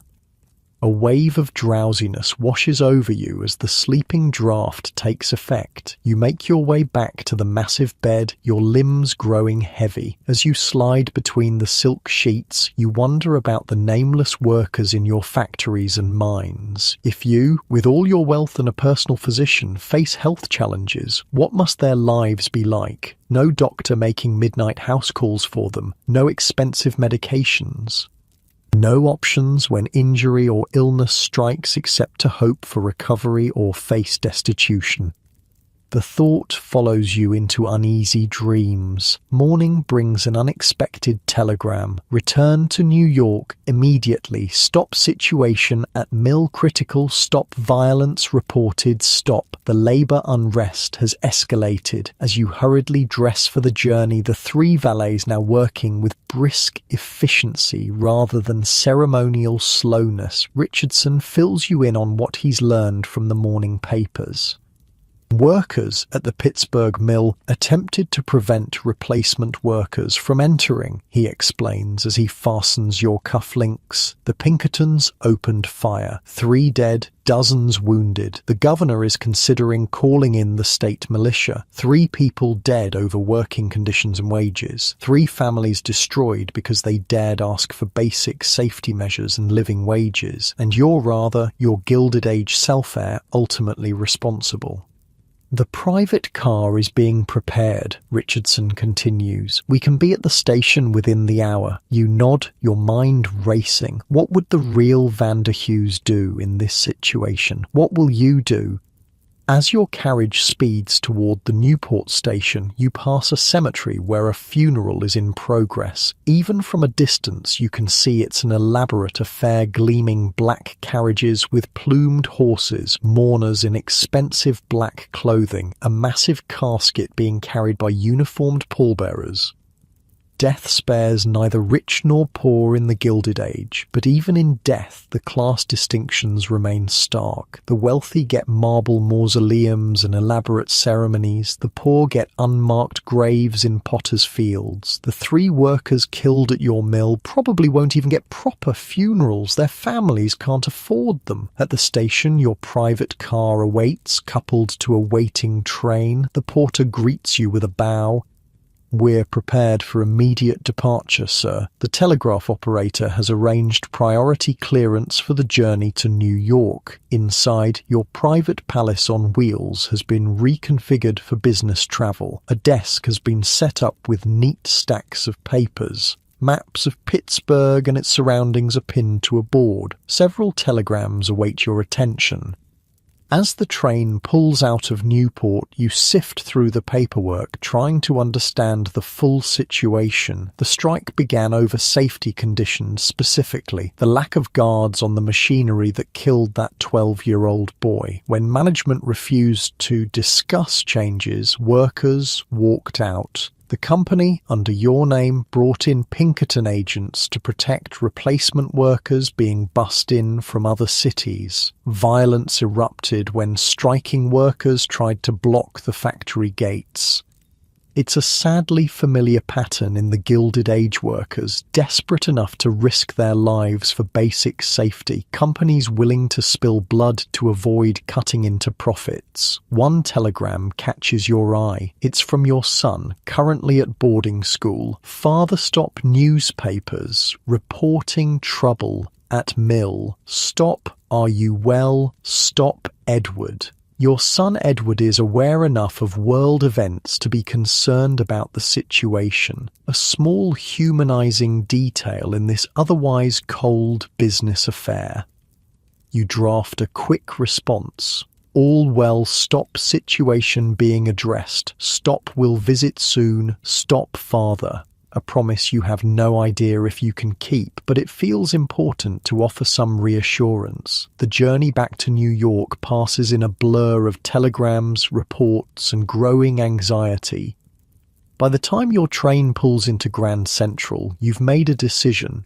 You may be trapped in this Gilded Age life temporarily, but you don't have to perpetuate its worst aspects. Your carriage takes you directly to your Fifth Avenue mansion, where Constance is waiting in the entrance hall, her face tight with worry. "George, thank goodness you've returned," she says, allowing herself a brief touch of your arm about as much public affection as is permitted in upper-class marriages of this era. The newspapers are calling it a massacre. The governor has telegraphed twice. "I need to go to Pittsburgh," you say, the decision crystallizing as you speak it. Constance looks shocked. "Pittsburgh? But surely your managers can handle the situation. It's not appropriate for you to personally involve yourself in such unpleasantness." In her world, a man of your stature simply doesn't acknowledge labor problems directly. That's what middle managers and Pinkertons are for, to create distance between you and the messy realities of how your wealth is generated. "Nevertheless," you say firmly, "I'm going tonight." Before she can object further, a butler approaches with a silver tray bearing a calling card. "Dr. Haverford has arrived for your appointment, sir." You'd forgotten. Apparently the real Vander Hughes had scheduled a doctor's visit for his return to New York. Not Dr. McPherson from Newport, but a different physician entirely. "Show him to my study," you say, grateful for the interruption. Dr. Haverford is everything Dr. McPherson is not young, fashionably dressed with a certain sycophantic manner that suggests he sees treating the wealthy as a path to social advancement. "Mr. Vander Hughes," he says with an obsequious smile, "I've brought the latest European treatment we discussed. Quite revolutionary." He opens his medical bag and removes a device that looks like something from a steampunk nightmare brass, glass tubes, and a small electrical battery. "The electrotherapeutic stimulator," he announces proudly. "Just 30 minutes each day will stimulate the digestive organs, improve circulation, and revitalize the nervous system. The Crown Prince of Austria swears by it." You stare at the contraption, which would probably do more harm than good. This is the state of medical science for even the wealthiest Americans in 1895, a mix of emerging scientific understanding and outright quackery. The rich can afford the latest treatments, but latest doesn't necessarily mean effective in this era. "Perhaps another time," you say diplomatically. "I'm preparing for an urgent journey." The doctor looks disappointed, but quickly rallies. Of course.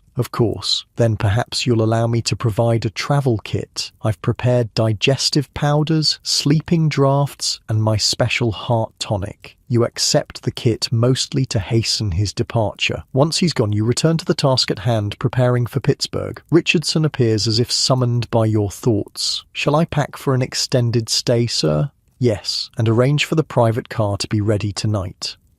"Oh, very good, sir." He hesitates. If I may, sir, your presence in Pittsburgh during labor unrest may be inadvisable. There have been incidents of violence against factory owners in similar situations. He's warning you that you might be in physical danger, a legitimate concern in an era when labor conflicts sometimes escalate to bombs and assassinations. I'll take that risk, you say. Richardson nods, his expression neutral, but his eyes showing a hint of surprise and perhaps respect. As you wish, sir. As evening falls, you find yourself once again in your private rail car, this time headed west toward Pittsburgh and an uncertain confrontation. The luxury surroundings now feel grotesque against the backdrop of dead workers and broken families. You've spent the afternoon drafting a new policy for the Pittsburgh mill: shorter hours, slightly higher wages, basic safety equipment, no child workers under 14. It's modest by modern standards, but revolutionary for 1895. Your secretary nearly fainted when you dictated it to him. Sir, he had protested, these concessions will reduce profits by nearly 8%. I'm aware, you'd replied calmly. Prepare the documents anyway. Now, as your train speeds through the darkness toward Pittsburgh, you stand at the window watching America roll past. Small towns with warm lights in windows, farmhouses isolated in vast fields, and occasionally the hellish glow of factories working through the night, their chimneys belching smoke into the sky. This is the real America of the Gilded Agenot, the mansions of Newport or the ballrooms of New York, but these factories where the actual wealth is created not by the Morgans and Carnegies and Vander Hugheses of the world, but by millions of anonymous workers who will never set foot in a private rail car. A knock at the door interrupts your thoughts. The porter enters with a telegram that's just been passed to the train. Message from Pittsburgh, sir. The yellow paper bears grim news. Situation deteriorating. Stop militia deployed. Stop factory gates under siege. Stop advised delaying arrival. Stop. Too late to turn back now. You're committed to this course, whatever the consequences. As midnight approaches, you prepare for bed in the surprisingly comfortable sleeping compartment of your private car. Richardson helps you into silk pajamas and a monogrammed dressing gown.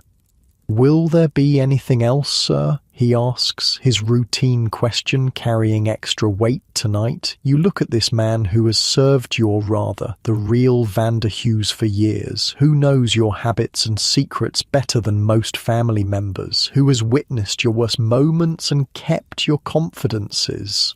Richardson, you say slowly, have you ever considered what it must be like to work in one of my factories? He blinks, genuinely startled by the philosophical turn. I cannot say I have, sir. 12 hours a day, 6 days a week, no safety measures. Children younger than 14 working alongside dangerous machinery for wages that barely cover food and shelter. Richardson's face remains professionally blank, but his eyes betray discomfort. I imagine it must be challenging, sir. Challenging, you repeat. Yes, I suppose that's one word for it. An awkward silence falls between you, a moment of genuine human connection breaking through the rigid master-servant dynamic. Will you be requiring the sleeping draft tonight, sir? Richardson finally asks, retreating to the safety of routine. No, I think I need a clear head for tomorrow. Very good, sir. Good night. When he's gone, you lie in your berth, feeling the rhythm of the train as it carries you toward Pittsburgh. The gentle rocking should be soothing, but sleep remains elusive. You think about the workers who will greet your arrival not with the bowing and scraping of household servants, but with anger and suspicion. To them, you're not a human being, but a symbol of oppression, a faceless entity who profits from their suffering. And they're not entirely wrong, are they? Your beautiful mansions, your private rail car, your army of servants, all built on the bent backs of workers, all paid for by a system designed to extract maximum profit at minimum cost, human or otherwise. As the train speeds through the darkness of rural Pennsylvania, you wonder what will happen when you reach Pittsburgh. Will your modest reforms be enough? Will the workers accept them? Or have things gone too far for compromise? Will you find yourself facing a mob? Or worse? And what if you wake up tomorrow back in your own time? Will the real Vander Hughes return to his body, tear up your reforms and unleash more violence on his workers? Is anything you're doing making any real difference? Outside your window, the night is punctuated by the glow of steel mills in the distant Pittsburgh coming into view in the pre-dawn hours, the steel city where fortunes are made and bodies are broken in equal measure. You think about the contrasts you've witnessed in just a few days as a Gilded Age billionaire, the 97-room cottage in Newport and the tenements of New York, the 12-course dinners and the workers who can barely afford bread, the army of servants catering to your every whim, and the children working 12-hour shifts in your factories. America in 1895 is truly two different worlds, and you've had the rare privilege or perhaps burden of seeing both. As exhaustion finally overtakes you, you drift towards sleep with one final thought. Whatever happens in Pittsburgh, whether you remain in this Gilded Age body or return to your own time, you'll never see wealth the same way again. The true cost of extreme inequality has been written on your soul in a way no history book could ever convey. The train whistle sounds, signalling the approach to Pittsburgh Station. In a few hours, you'll face the consequences of a system you didn't create but have briefly inhabited. You'll look into the eyes of people whose lives have been shaped and sometimes destroyed by the pursuit of profit, above all else. And maybe, just maybe, you'll find a way to bring a small measure of justice to this gilded world of extremes. The gentle rocking of the train finally lulls you towards sleep, your mind drifting between past and present, between the world you know and the world you've glimpsed. As consciousness fades, you find yourself wondering, is this how history always works? The fortunate few living in luxury while the many struggle for crumbs? Or is another way possible? The train rounds a bend, the lights of Pittsburgh glowing stronger now. Tomorrow will bring confrontation, perhaps danger, certainly difficult choices. But for now, sleep comes at last, deep and dreamless, carrying you away from the moral complexities of being a Gilded Age billionaire, if only for a few hours. Your last thought before darkness claims you is simple but profound. In any era, in any economic system, the measure of a society isn't how it treats its most privileged members, but how it cares for its most vulnerable. And by that measure, the Gilded Age, for all its mansions and artwork and technological marvels, has failed dramatically. As you sink into sleep, the contrast between your silk-lined private railcar and the workers' tenements you'll see tomorrow couldn't be more stark. The gulf between the America of the Vanderbilts and Carnegies and the America of anonymous laborers couldn't be wider. Two worlds, separated by wealth, but bound by a shared humanity that the Gilded Age tries desperately to deny. Your breathing slows, your body relaxes, and for a moment the weight of your Gilded Age identity lifts. Whatever tomorrow brings in Pittsburgh, tonight you rest just another human being wrapped in the common vulnerability of sleep that makes equals of billionaires and workers alike.